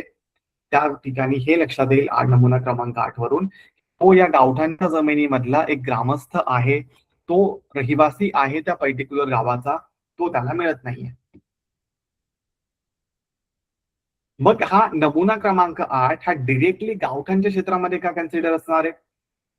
तर नमुना क्रमांक 8च्या डेफिनेशन मध्ये आपल्याला लक्षात येतं की नमुना क्रमांक 8 is given to the person who is having a right in that particular Gauthan or who is having a right in that particular village or the area and who is having a title or who are the resident of that particular जमीन. याचा अर्थ मराठीमध्ये जर सांगायचा प्रयत्न केला, नमुना क्रमांक 8चा अर्थ आहे या संपूर्ण एरियामध्ये प्रत्येक व्यक्तीला त्याच्या जागेनुसार तो जेवढ्या जागेमध्ये व्यापक असेल त्यासाठी तो त्या गावाचा रहिवासी असू शकेल, नसेल तो वेगळा पार्ट आहे. कारण की भरपूर सारे व्यक्ती दुसऱ्या गावाचे रहिवासी असतात पण त्यांची त्या जमिनीवर ऑक्युपन्सी असते. हा एक पार्ट ही आपल्याला लक्षात ठेवायचा, पण तो पार्ट नंतर कन्सिडर करा. सध्याच्या सिच्युएशन मध्ये कन्सिडर करा हे जमिनीवर राहणारे व्यक्ती त्या जमिनीचा मालकी हक्क आहे किंवा ते त्यावर स्थायिक आहेत किंवा नाहीये, ते त्या जमिनीवर राहतात की नाहीये हे दाखवण्यासाठी नमुना क्रमांक 8 त्या ठिकाणी त्या व्यक्तींना अलॉट केला जातो. आणि हा अलॉट झाल्यानंतर त्यांना जो काही छोटा मोठा महसूल असेल तो त्यांना द्यावा लागतो त्या ग्रामपंचायतीला. मग या सध्याच्या केसमध्ये असं लक्षात येतं की हा व्यक्ती बऱ्याच साऱ्या वर्षांपासून राहत तर होता. या बाकीच्या व्यक्तींच्या नावाने आधी त्यांना 8 नंबर नव्हते अलॉट झालेले, पण त्या बाकीच्या व्यक्तींना 8 नंबर अलॉट झाले आणि त्यांचं घरकुल वगैरे मिळाले. पण ह्या व्यक्तीचं काय आहे, तो भलेही या ठिकाणी त्याचं कच्चं पक्क घर असलं, त्याला 8 नंबर मिळाला नाहीये. मग त्याला 8 नंबर मिळाला नाहीये म्हणजे हे कन्सिडर होतं की बाबा तो त्या ठिकाणी राहत नाही, तो ऑक्युपंट नाहीये ठिकाणी. त्यानंतर हेही लक्षात येतं त्यावरून तो ऑक्युपंट नाहीये त्या ठिकाणचा म्हणजे त्याने जे काही टॅक्स असेल प्रॉपर्टीचा तो पे केला नसेल किंवा मग तो या ठिकाणी राहतच नसेल हे त्या ठिकाणी सिद्ध होतं. तो रिसेंटली इन दॅट पर्टिक्युलर केस एक आयुक्त मधून ते काही नॉट आयुक्त ते काही मंत्रालय आहे, they are coming with the one of the gazette, will share it in group after the session. ते गॅझेट जर तुम्ही वाचाल तर त्या गॅझेट मधून आपल्याला असं लक्षात येतं की त्या पर्टिक्युलर गॅझेटनुसार असं एखादं क्षेत्र ज्या क्षेत्रामध्ये तुम्ही राहत असाल, तुमच्याकडे 8 नंबर नसला पण तुम्ही 2011 पर्यंत त्या ठिकाणी राहत असाल तर त्या जमिनीवर तुम्हाला 8 नंबर मिळणं गरजेचं असणार आहे. आणि 8 नंबर म्हणजे काय आहे, त्या जमिनीवरच तुम्ही राहत आहात, तुमच्याकडे त्या जमिनीचं टायटल आहे हे त्या ठिकाणी सिद्ध होतं.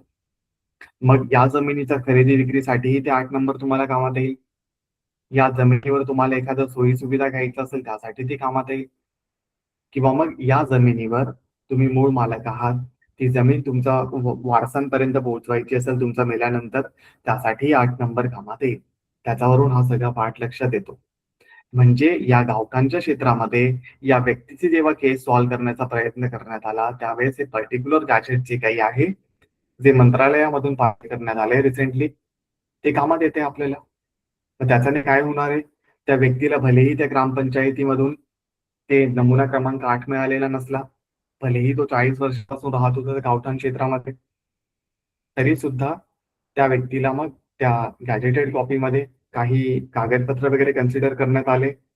त्या कागदपत्रांच्या आधारे आपल्याला लक्षात येते की बाबांनो या संपूर्ण पार्टमध्ये आपल्याला काही जमीन जी काही आहे ती जमीन मिळू शकेल.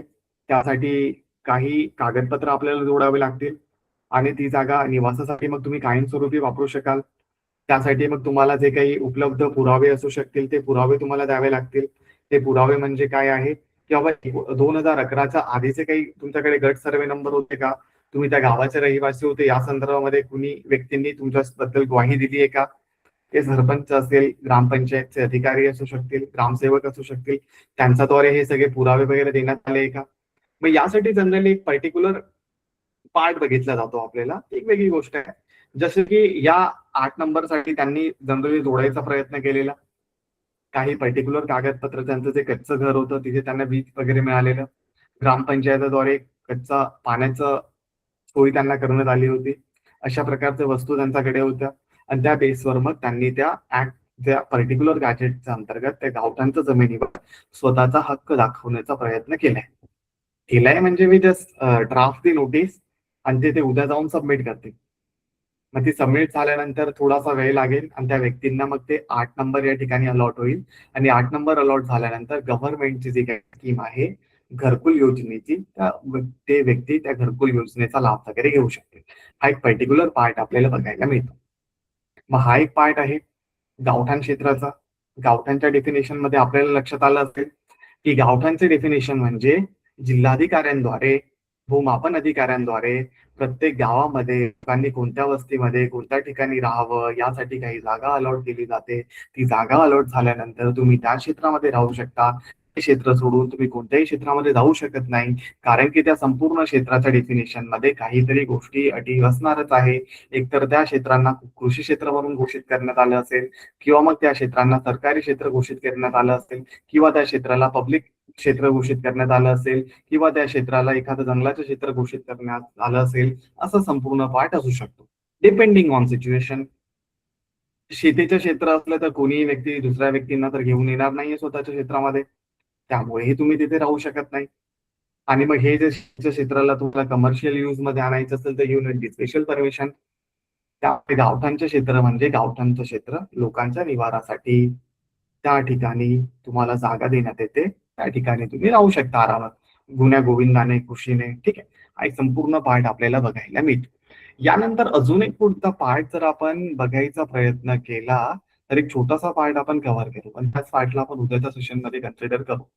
एक एक पार्ट बघा या ठिकाणी. I am just sharing this screen. ठीक आहे, allow me a second. Okay, ही एक स्क्रीन वगैरे तुम्हाला दिसत असेल. ठीक आहे, ही स्क्रीन वगैरे तुमच्या समोर आहे. एक सेकंड द्या मला.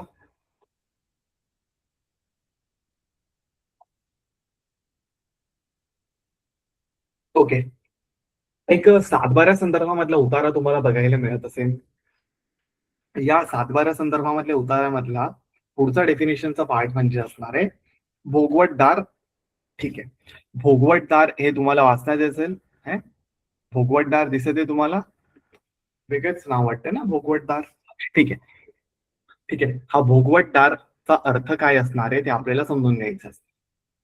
भोगवटदाराला आपण इंग्लिशवाल्या पार्ट मध्ये ऑक्युपंट वगैरे म्हणत असणार आहे. आणि ह्या ऑक्युपंट म्हणजे भोगवटदार म्हणजे असा व्यक्ती ज्या व्यक्तीचा त्या पर्टिक्युलर जमिनीवर कायदेशीर आणि प्रत्यक्ष कब्जा वगैरे आहे, जो शासनाला त्या ठिकाणी जमीन महसूल वगैरे भरण्यास जबाबदार असणार आहे. मग समजा एखाद्या व्यक्तीचं हे जमीन आहे, हा जमिनीचा एक पर्टिक्युलर सातबारा आपल्याला बघायला मिळणार आहे.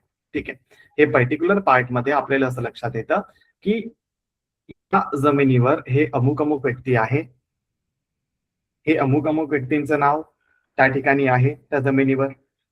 मग त्या व्यक्तीचं जर नाव त्या ठिकाणी जमिनीवर असलं तर भोगवटदारच्या डेफिनेशन मध्ये तो व्यक्ती म्हणजे काय आहे, त्या जमिनीवर त्याचा कायदेशीर आणि प्रत्यक्ष कब्जा आहे. आणि कायदेशीर आणि प्रत्यक्ष कब्जा असल्यामुळे त्या व्यक्तीने त्या जमिनीवर जे काही पीक असेल किंवा जे काही त्याला टॅक्स वगैरे असणार आहे तो त्याने टॅक्स त्या गव्हर्नमेंटला पे करावा. मग डेफिनेशनला अजून जर आपण व्यवस्थितपणे बघायचा प्रयत्न केला तर समजा हे एक जमिनीचे क्षेत्र आहे. ठीक आहे, हे जमिनीचे क्षेत्र आहे समजा.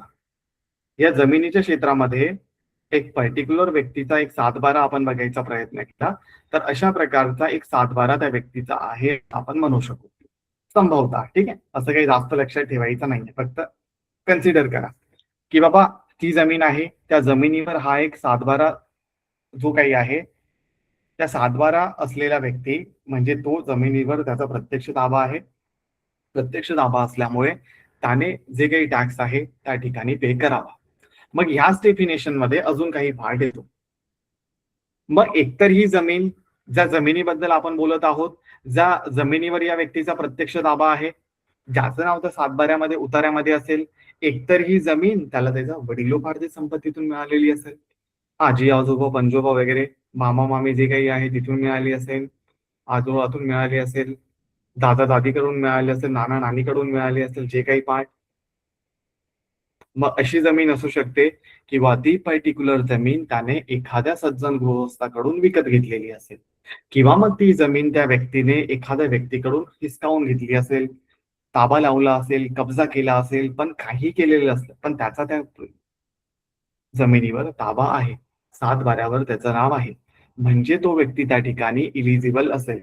त्याला वडिलोपार्जित आलेली असली, त्याने विकत घेतलेली असली, त्याने ताबा मिळवलेला असला, त्यामुळे त्याचं नाव असलं, तरी सुद्धा that person will be eligible to pay the taxable amount to the government regarding that particular जमीन.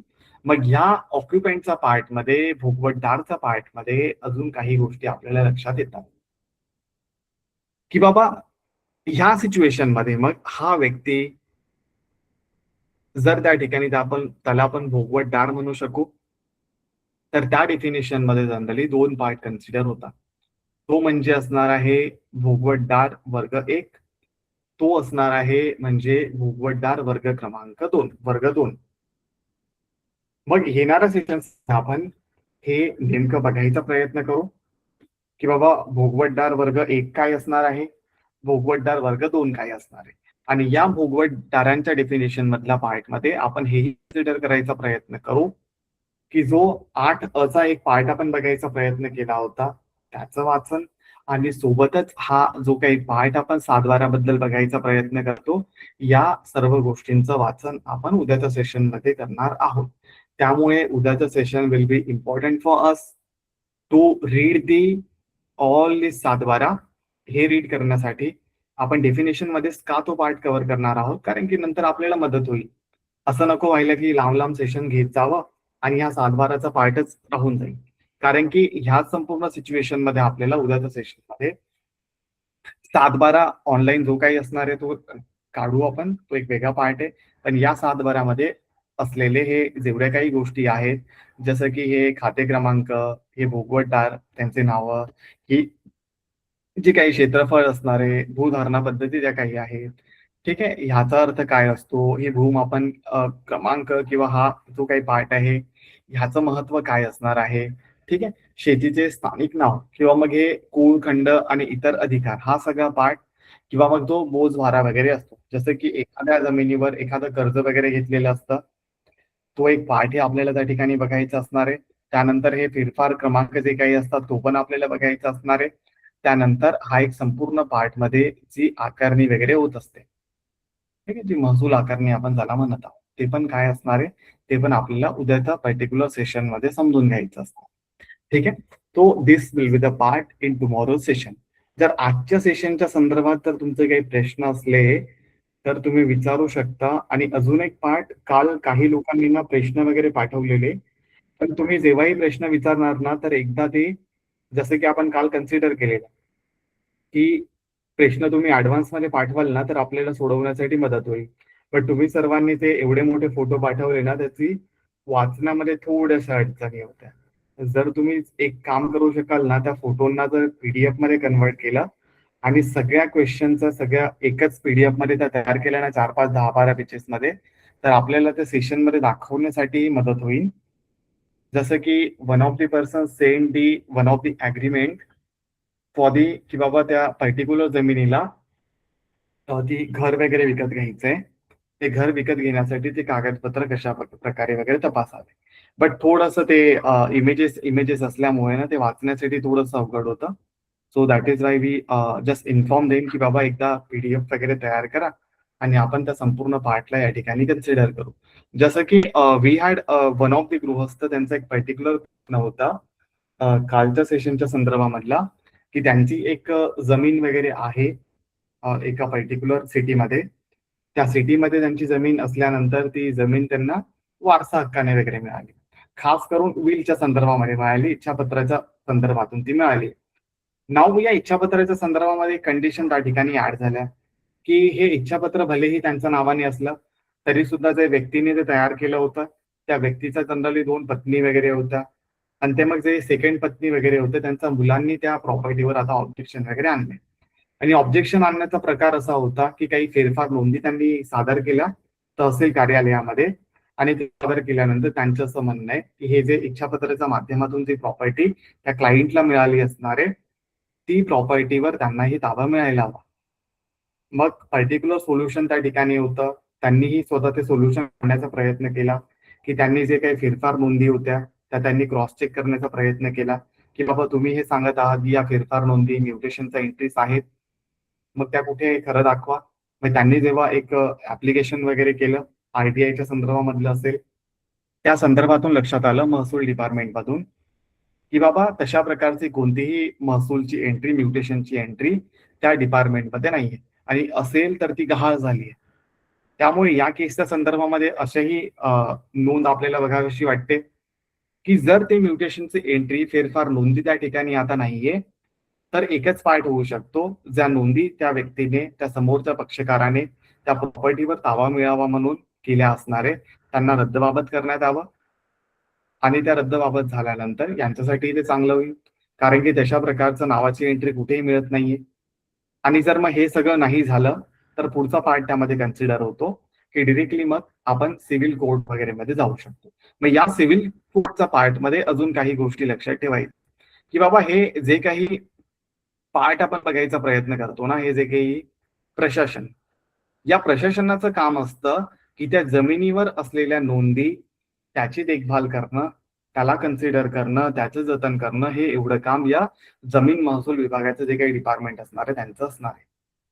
त्यांचं हे काम कधीही नसतं की त्या पर्टिक्युलर जमिनीवर कोणत्या व्यक्तीचा अधिकार आहे हे ते सिद्ध नाही करू शकत. ते काम असणार आहे सिव्हिल कोर्टचं दिवाणी कोर्टचं. किंवा एखाद्या जमिनीवर कोणाचा अधिकार आहे हे कोण ठरवेल? सिव्हिल कोर्ट ठरवेल. ह्या व्यक्तींचं काम काय आहे? ज्या जमिनी आहेत त्याचं नोंद ठेवायची.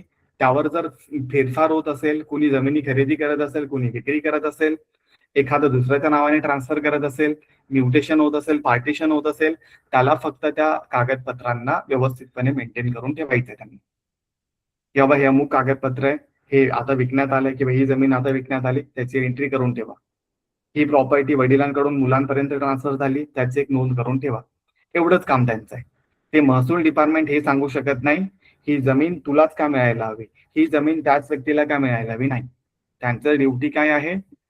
फक्त मेंटेन करून ठेवायचं सर्व कागदपत्र त्यांच्या एंट्रीज आणि सिव्हिल कोर्ट ठरवेल त्या प्रॉपर्टीवर त्या जमिनीवर कोणाचा मालकी हक्क आहे किंवा नाहीये. तो एक पार्ट आहे.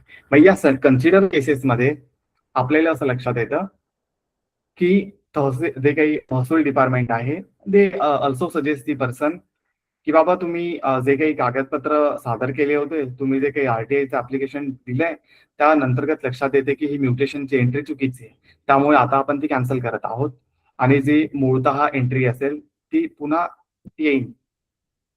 मग अशा प्रकारचा एक पार्ट त्या ठिकाणी झालाय. पण गरजच पडली तर सिव्हिल कोर्टमध्ये डिक्लेरेटरी सूट, परमनंट इंजंक्शन सूटचा एक पार्ट करून आपण जमिनीवर कब्जा जो काही ताबा जो काही आहे तो कंटिन्यू ठेवू शकतो. अशा प्रकारचा एक पर्टिक्युलर पार्ट होता. मग तशाच प्रकारे जो second question asked by someone की बाबा ते अग्रीमेंट त्यांनी शेअर केलं ते जर तुम्ही एका पीडीएफ फॉर्मॅटमध्ये व्यवस्थित पाठवलं तर आपण सर्वांसमोर ते वाचू शकू आणि हेही कन्सिडर करू शकू की तशा प्रॉपर्टीज विकायच्या वेळेस किंवा खरेदी करायच्या वेळेस कोणते कोणते महत्वाचे मुद्दे असतात ते आपण समजून घेतले पाहिजे. मग हा एक पर्टिक्युलर पार्ट आहे. Okay, now if you have any question तुम्ही विचारू शकता. ठीक आहे. आजच्या संदर्भामध्ये काही प्रश्न आहे तुमचा? हो सर, माझा एक क्वेश्चन असा आहे की आमची गावठाणामध्ये स्वतःची जागा आहे पण ती आजोबांच्या नावावरती आहे आणि आजोबांची डेथ झाली आणि वडिलांची पण डेथ झालेली आहे. तर ती जी गावठाणातली जागा आहे ती 3-4 ठिकाणी आहे, म्हणजे त्यांना गट नंबर 75, 74, 73, 78 असे पडलेले आहेत. तर मला जर मला त्यातल्या एकाची माहिती आहे की हा गट नंबर इथला आणि ही माझी आहे, पण इतर गट नंबर कोणते आहे, सर्वे नंबर कोणते आहेत हे मला माहिती नाहीये की ही जागेला हा गट नंबर आहे, तर हे मला कुठून समजेल? बघा, 2 पार्ट असणार आहे. एक तर ऑनलाईन माध्यमातून आपण पाहणार आहोत त्या जमिनीचा पार्ट आणि हा. पुढच्या सिच्युएशन मध्ये अजून एक पार्ट येतो, तो म्हणजे तुम्ही डिरेक्टली ग्रामपंचायतमध्ये किंवा ग्रामसेवक थ्रूही ते माहिती करू शकता, किंवा मग तसंही नसेल ते करत, कारण की पॉलिटिकल सिच्युएशनमुळे होतं किंवा ते बऱ्याच वेळेस मदत करत नाही. मग काम करायचं बाबा, एकतर एक तहसीलदारांकडे ऍप्लिकेशन देऊन होऊ शकतात, किंवा सिंपली आरटीआय टाकला तरी मिळू शकते सर्व गावाची माहिती, किंवा कोणत्या जमिनी कोणाच्या नावाने आहे. आणि जनरली काय होतं, जसं की मी तुम्हाला माझ्या या क्लायंटच्या केसचा सांगायचा प्रयत्न केला, की आजूबाजूच्या क्षेत्रवाल्यांना तर गाव नमुना क्रमांक 8 वगैरे मिळाला, ठीक आहे, पण याच व्यक्तीला का नाही मिळाला? कारण की हा व्यक्ती काय होता, हा व्यक्ती त्या सरपंचाच्या विरुद्ध पार्टीमधून आहे, त्यामुळे त्याला त्या ठिकाणी नमुना क्रमांक 8 मिळत नव्हता. मग त्याने इथे तिथे जॅक वगैरे लावला, त्यानंतर तो मिळाला. तर तुमच्या त्या पार्टमध्ये आपण ऑनलाईन माध्यमाचाही वापर करू शकतो, ग्रामसेवकला प्रत्यक्षामध्ये भेटूनही तो होऊ शकतो पार्ट, किंवा ते जर नसेल ऐकत तर ऑनलाईन माध्यमातून एक चेक करण्याचा पार्ट आपण पाहू शकू, किंवा मग थर्ड पार्ट असणार आहे आपल्या समोर, त्यांच्या वरिष्ठांकडे एक लेखी अर्ज वगैरे देऊ शकतो. एवढे सगळे सोल्युशन आहे. तेव्हा आपण ओके. ऑनलाईन माध्यमातून बघायचा प्रयत्न करू ना, तेव्हा तुम्ही स्वतः सॉल्व्ह करू शकाल तो पर्टिक्युलर पार्ट. Okay sir. आणि सेकंड क्वेश्चन असा आहे, जर मला त्या क्षेत्र म्हणजे किती मोजणी आणायची, म्हणजे त्या गावठाणातली माझी जी घराची जागा आहे ती मोकळी आहे सध्या, तर मला त्याचं क्षेत्रफळ मोजायचं असेल तर काय करावं लागेल, कोणाकडे ऍप्लिकेशन करावं लागेल? तो आपण ग्रामसेवक कडूनच तो अर्ज करून घेतो जनरली, पण ते नसेल करत मग त्यांच्या वरिष्ठांकडे आपण जाऊ शकतो. आणि बऱ्याच वेळेस काय असतं, हे भलेही तो नियम असला, पण जनरली काय असतं ते मिळून वाटून खातात ना, ग्रामसेवक आणि तलाठी असेल किंवा सरपंच, या सगळ्यांची लॉबीच असते. त्यामुळे तुम्ही ग्रामसेवकला न कळवता सरपंचांना ओके. कळवलं, त्यांच्या थ्रूही ते काम होतं वाया वाया. नियम वेगळे असतात, पण भारतामध्ये असं चालत असतं. जसं की आपल्याला पैसे हवे असले, वडिलांकडूनच पैसे मिळणारे आपल्याला माहिती, पण आपण आईला सांगतो, मग आई वडिलांकडून पैसे घेऊन देते. मग तेच काम असे चालतात गावा साईडला सुद्धा. भलेही ते काम या महसूल अधिकाऱ्यांकडून करायचं झालेलं असलं, तरी सुद्धा त्या पॉलिटिकल पार्ट्यांना पकडायचं, ते सरपंच वगैरे आहेत, पुढारी आहेत त्यांना, त्यांच्याकडून ते काम करून घ्यायचं, जर तुम्ही स्वतः नसेल करू शकत तर. ठीक आहे, चालेल सर. माईक ऑन आहे का? ओके. सर माझा एक प्रश्न आहे. जी सर. हॅलो. हो हो हो, आज विचारा समजा विचारा. गावामध्ये काहीतरी एक समाजाची एक वस्ती असते, मग आपण तिला गावठाण जमीन म्हणू शकतो की सरकारी जमीन म्हणू शकतो? नाही नाही, असं आपल्याला आपण सांगण्याने काही होत नाही. ते जे हा हा जिल्हाधिकारी असतात ना, किंवा मग जे गावाचा नकाशा असतो, त्यामध्ये ठरवलेलं असतं किती क्षेत्रफळ आहे ते. मग तुम्ही ज्या जमिनीबद्दल बोलत आहात ना, ते चेक करा, ते त्या क्षेत्रामध्ये येतं की नाही ते. आणि सर समजा आपल्याला शेतामध्ये, स्वतःच्या शेतामध्ये जर एखादा उद्योग करायचा असला, हा. समजा शेळी पालन किंवा कुक्कुट पालन, तर त्यासाठी पण आपल्याला परमिशन घ्यावी लागते का? बघा, आपण त्या शेतजमिनीच्या डेफिनेशन मध्ये ना काही पार्ट कन्सिडर करायचा प्रयत्न केला. त्या डेफिनेशनचा पार्ट मध्ये समजून घेतलं होतं, अशा प्रकारचे उद्योग, ज्या उद्योगाला जर गव्हर्नमेंट स्पेशल परमिशन देत असेल, हा. तर त्यासाठी तुम्हाला परमिशन घ्यावी लागेल.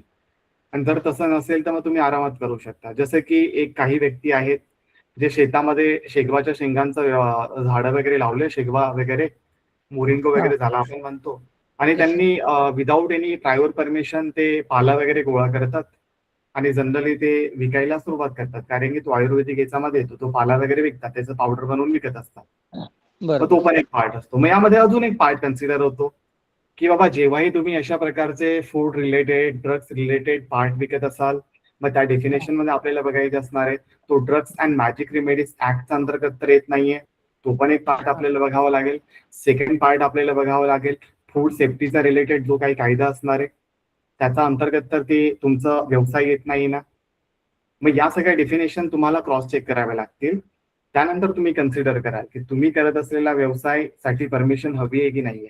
बऱ्याच वेळेस असंही होतं, तुम्ही ज्या व्यवसायाबद्दल बोलत आहात ना, त्यामध्ये गव्हर्नमेंट कडून आपल्याला सबसिडी मिळत असणार आहे. मग त्या सबसिडीसाठी काही ना काही परमिशन तर हवीच असेल तुम्हाला, ते क्षेत्र उभारण्यासाठी. तो you have to cross check with that particular department. ते तुम्हाला व्यवस्थितपणे सांगू शकतील. Yes sir, thank you sir. Hello sir, मी सपना सावंत बोलते आहे. हो.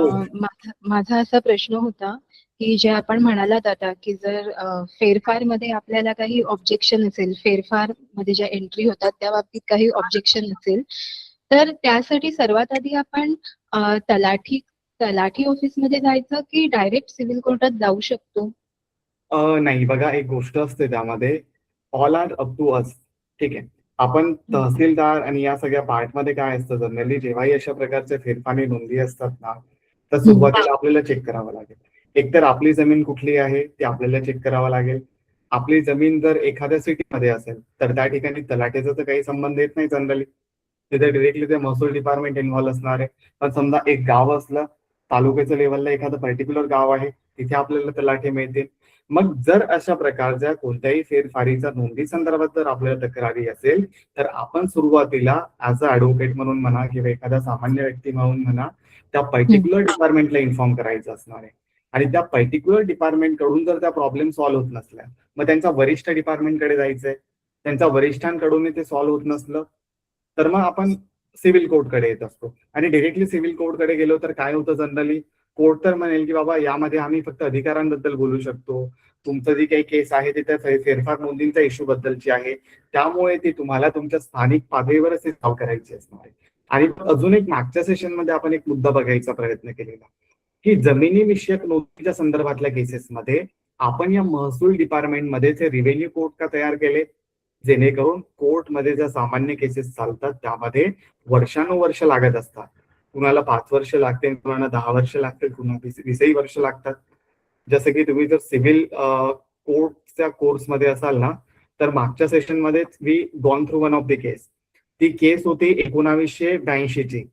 ती 82 ची केस 2026 पर्यंत एव्हिडन्सच्या स्टेजवरच आहे. म्हणजे किती वर्ष झाले? 92 पर्यंत 10 वर्ष, 2002 पर्यंत 20 वर्ष, 2012 पर्यंत 30 वर्ष, 2022 पर्यंत 40 वर्ष आणि हे पुढचे 4 वर्ष, 44 वर्ष झाले त्या केसला. कसली केस आहे? फक्त त्या प्रॉपर्टीवरच्या ताब्याची केस आहे.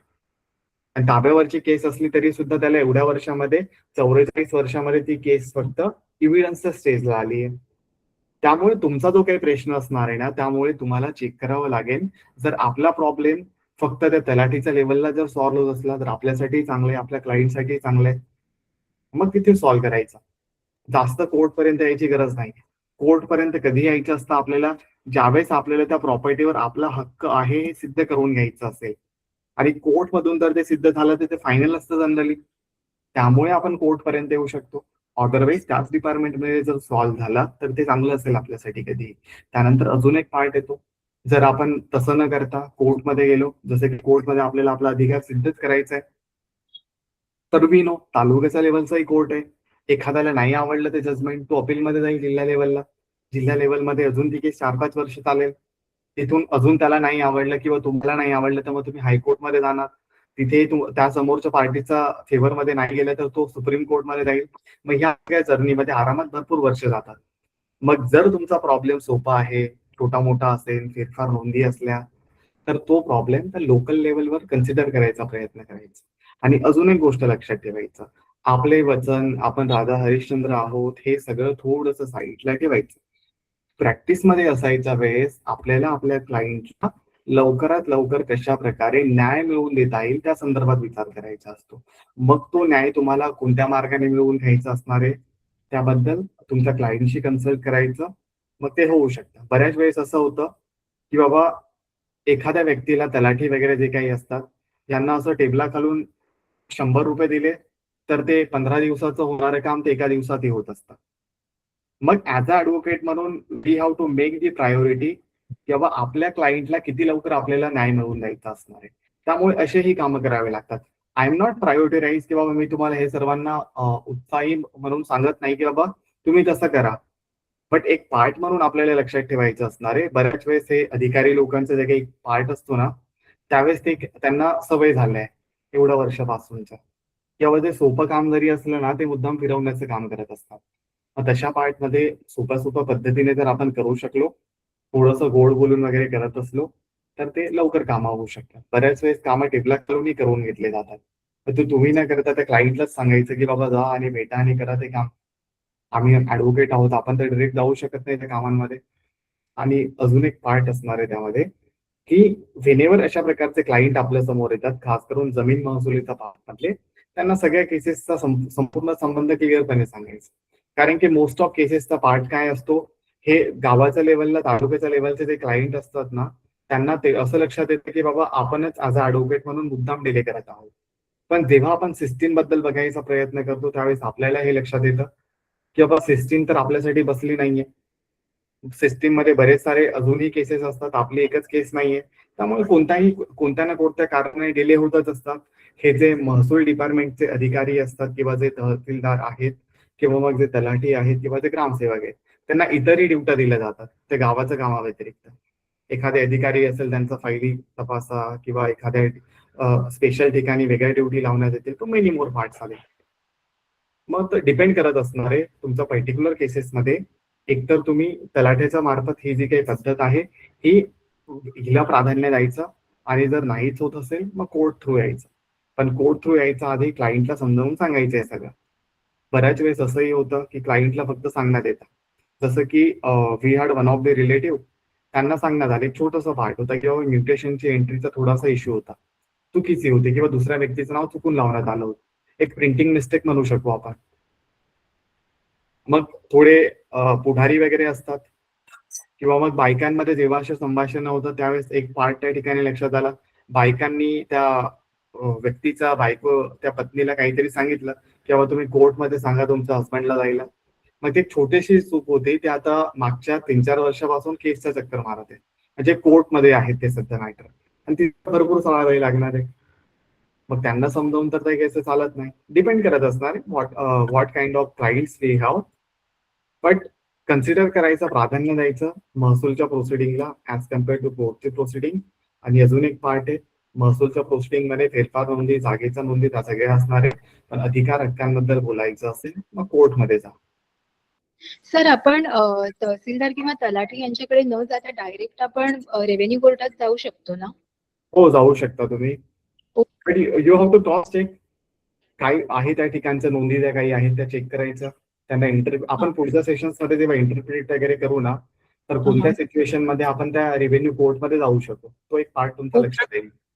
Okay, perfect. Thank you so much sir. Thanks. Good evening sir, मी एक विचारू का? हो जरा.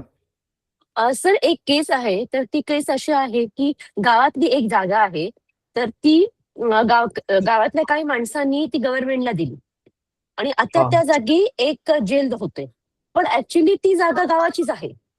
तर असं थोडंसं फ्रॉड आहे ते. तर त्या केसमध्ये आता हायकोर्टामध्ये जर केस चालू आहे, तर अशा वेळेस रीट दाखल होतं की पीआय दाखल होतं? कारण असं काहीतरी आहे ना की रीट दाखल केले की त्याचं पीआय होऊ शकतं, पण पीआयचं रीट होऊ शकत नाही. आणि अशा केसेसमध्ये जिंकण्याचे चान्सेस किती असतात? Thank you sir. बघा, एक पार्ट येतो, तुम्ही जसं म्हणत आहात की ते केस कोर्टमध्ये आहे, आणि हा एक पार्ट कन्फर्म आहे की कोर्टमध्ये केस सुरू आहे. हॅलो येस सर, हायकोर्टामध्ये चालू आहे सर. एक ना, या संपूर्ण सिच्युएशन मध्ये ना, आपण जेव्हा सिव्हिल इन नेचरच्या केसेस पाहत असतो त्यावेळेस ऑर्डर क्रमांक 4च्या पार्टमध्ये किंवा मग ऑर्डर क्रमांक 2च्या पार्टमध्ये, एकतर फ्रेमिंग ऑफ इश्यू मध्ये किंवा ज्याला आपण म्हणत असतो इन्स्टिट्यूशन ऑफ सूटच्या पार्टमध्ये एक मेजर पार्ट कन्सिडर होतो, ज्याला म्हणत असतो आपण डबल जिओ पार्टीचा part. It is saying us the clear thing की बाबा एखादी केस जर एका कोर्टमध्ये सुरू असेल तर त्याच बेसवर तुम्ही दुसऱ्या केसेस करू शकत नाही. त्यामुळे जर तुमचा रिट पिटिशन आहे किंवा पीआयएल असेल ते जर सुरू असेल तर ते नवीन केसेस दाखल करायचं काही पार्ट येत नाही.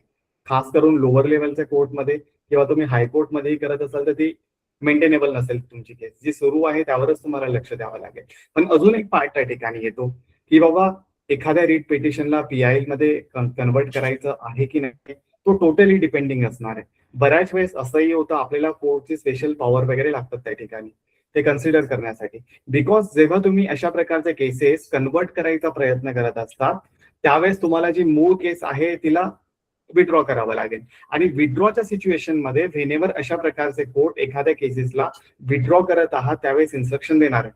एकतर ते विड्रॉल कोणत्या मॅटरमुळे तुम्ही करत आहात, की त्यामध्ये अमेंडमेंट करण्यासाठी किंवा त्या संदर्भामधला वेगळा दाखल करण्यासाठी तुम्ही करत आहात का, किंवा मग ह्या सिच्युएशन मध्ये जेव्हा त्या मूळ केस तुम्ही विड्रॉ करत असणार आहे त्यावेळेस कोर्ट हे कन्सिडर करण्यासाठी किंवा तुम्हाला ते ठणकावून सांगत असणार आहे की बाबा तुम्ही या संपूर्ण सिच्युएशन मध्ये याच फॅक्टवर बेस्ड नवीन केसेस करू शकत नाही एकदा जर तुम्ही त्या केसेसला विड्रॉ करत असाल, कारण की तुम्हाला हा अधिकार नसतो की तुम्ही तुमच्या विरुद्ध असलेल्या पार्टीला अननेसेसरीपणे हॅरॅस करू शकाल, पर्टिक्युलरली एक केस सोडल्यानंतर दुसरी केस दाखल केल्यामुळे.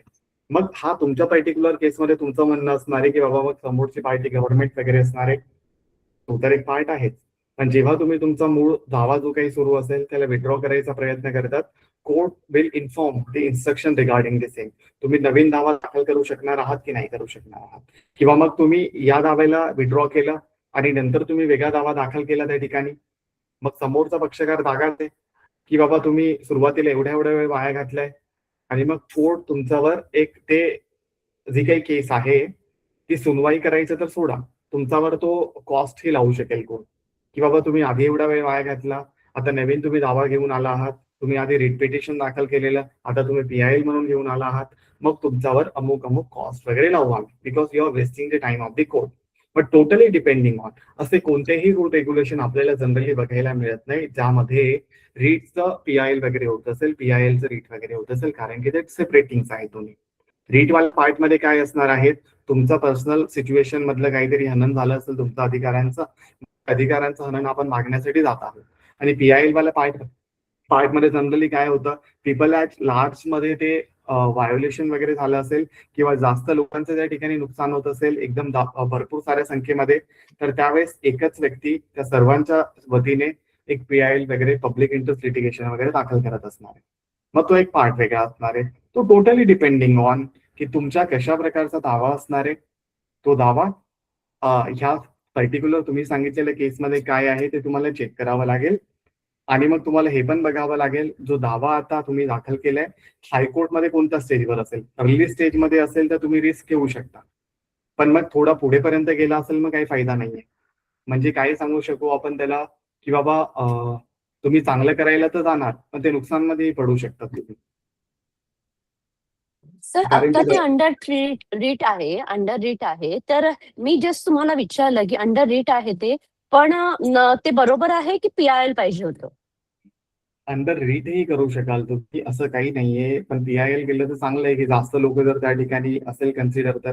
रेटवाल्या पार्टमध्ये जनरली काय असणार आहे मॅम, जे पब्लिक ऑफिसर्स वगैरे वाला पार्ट येतो त्यामध्ये कन्सिडर, बाबा त्यांनी काहीतरी चुकीचं केलंय, त्याच्याने तुमचं काहीतरी नुकसान होतंय, त्या पार्टमध्ये आपण डायरेक्टली येऊन जातो रिट पिटिशन वगैरे, त्यामध्ये लिमिटेड लोक इन्व्हॉल्व असणार आहेत.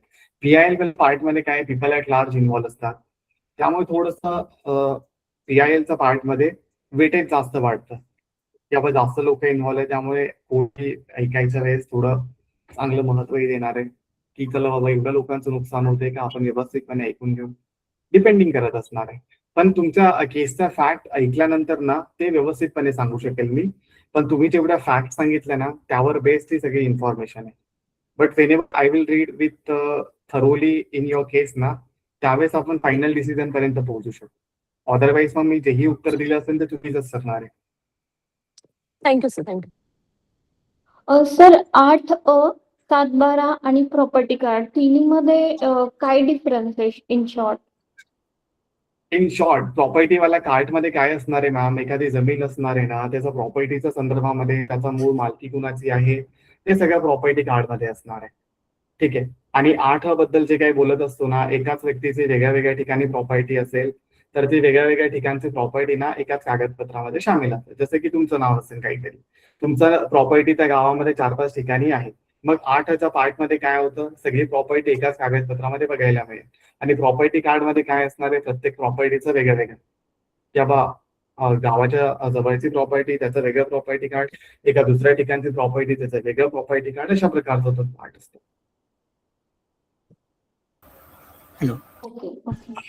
अच्छा विल जर काही प्रश्न असले ना, तुम्ही जर टाईप करून ठेवले किंवा तुम्ही व्हॉट्सअप केले ना, it would be better, because we just have a series वाला सेशन आणि त्यामध्ये इव्हिडन्सचा पार्ट आहे, तो I have to go early. 8 वाजेचं सेशन असतं, 8:15, so I need some preparation साठी टाइम. ठीक आहे, मला माफ करा, आपण थोडेसे कमी प्रश्न घेत आहोत आज. बट तुमचे काही प्रश्न असले ना, तुम्ही एकदा टाईप करून ठेवा किंवा व्हॉट्सअपला पाठवून ठेवा. Will consider tomorrow. Thank you sir. ठीक आहे, धन्यवाद सर्वांना. सेशन अच्छा तुम्ही लक्षात वगैरे येत आहे ना, की बोर वगैरे होतात तर सांगत चला. सर तुमचं महाराष्ट्र रेव्हेन्यू कोडचं आम्हाला पीडीएफ देऊन ठेवा ना, आणि ते गॅजेटचं पीडीएफ देऊन ठेवा नाही. हो, will share, but after the session, आता सेशन झाल्यानंतर ते शेअर करू शकतो. Okay sir, thank you. हॅलो. हो बोला सर. हा सर, मी कैलाश चौधरी नागपूरहून बोलत आहे.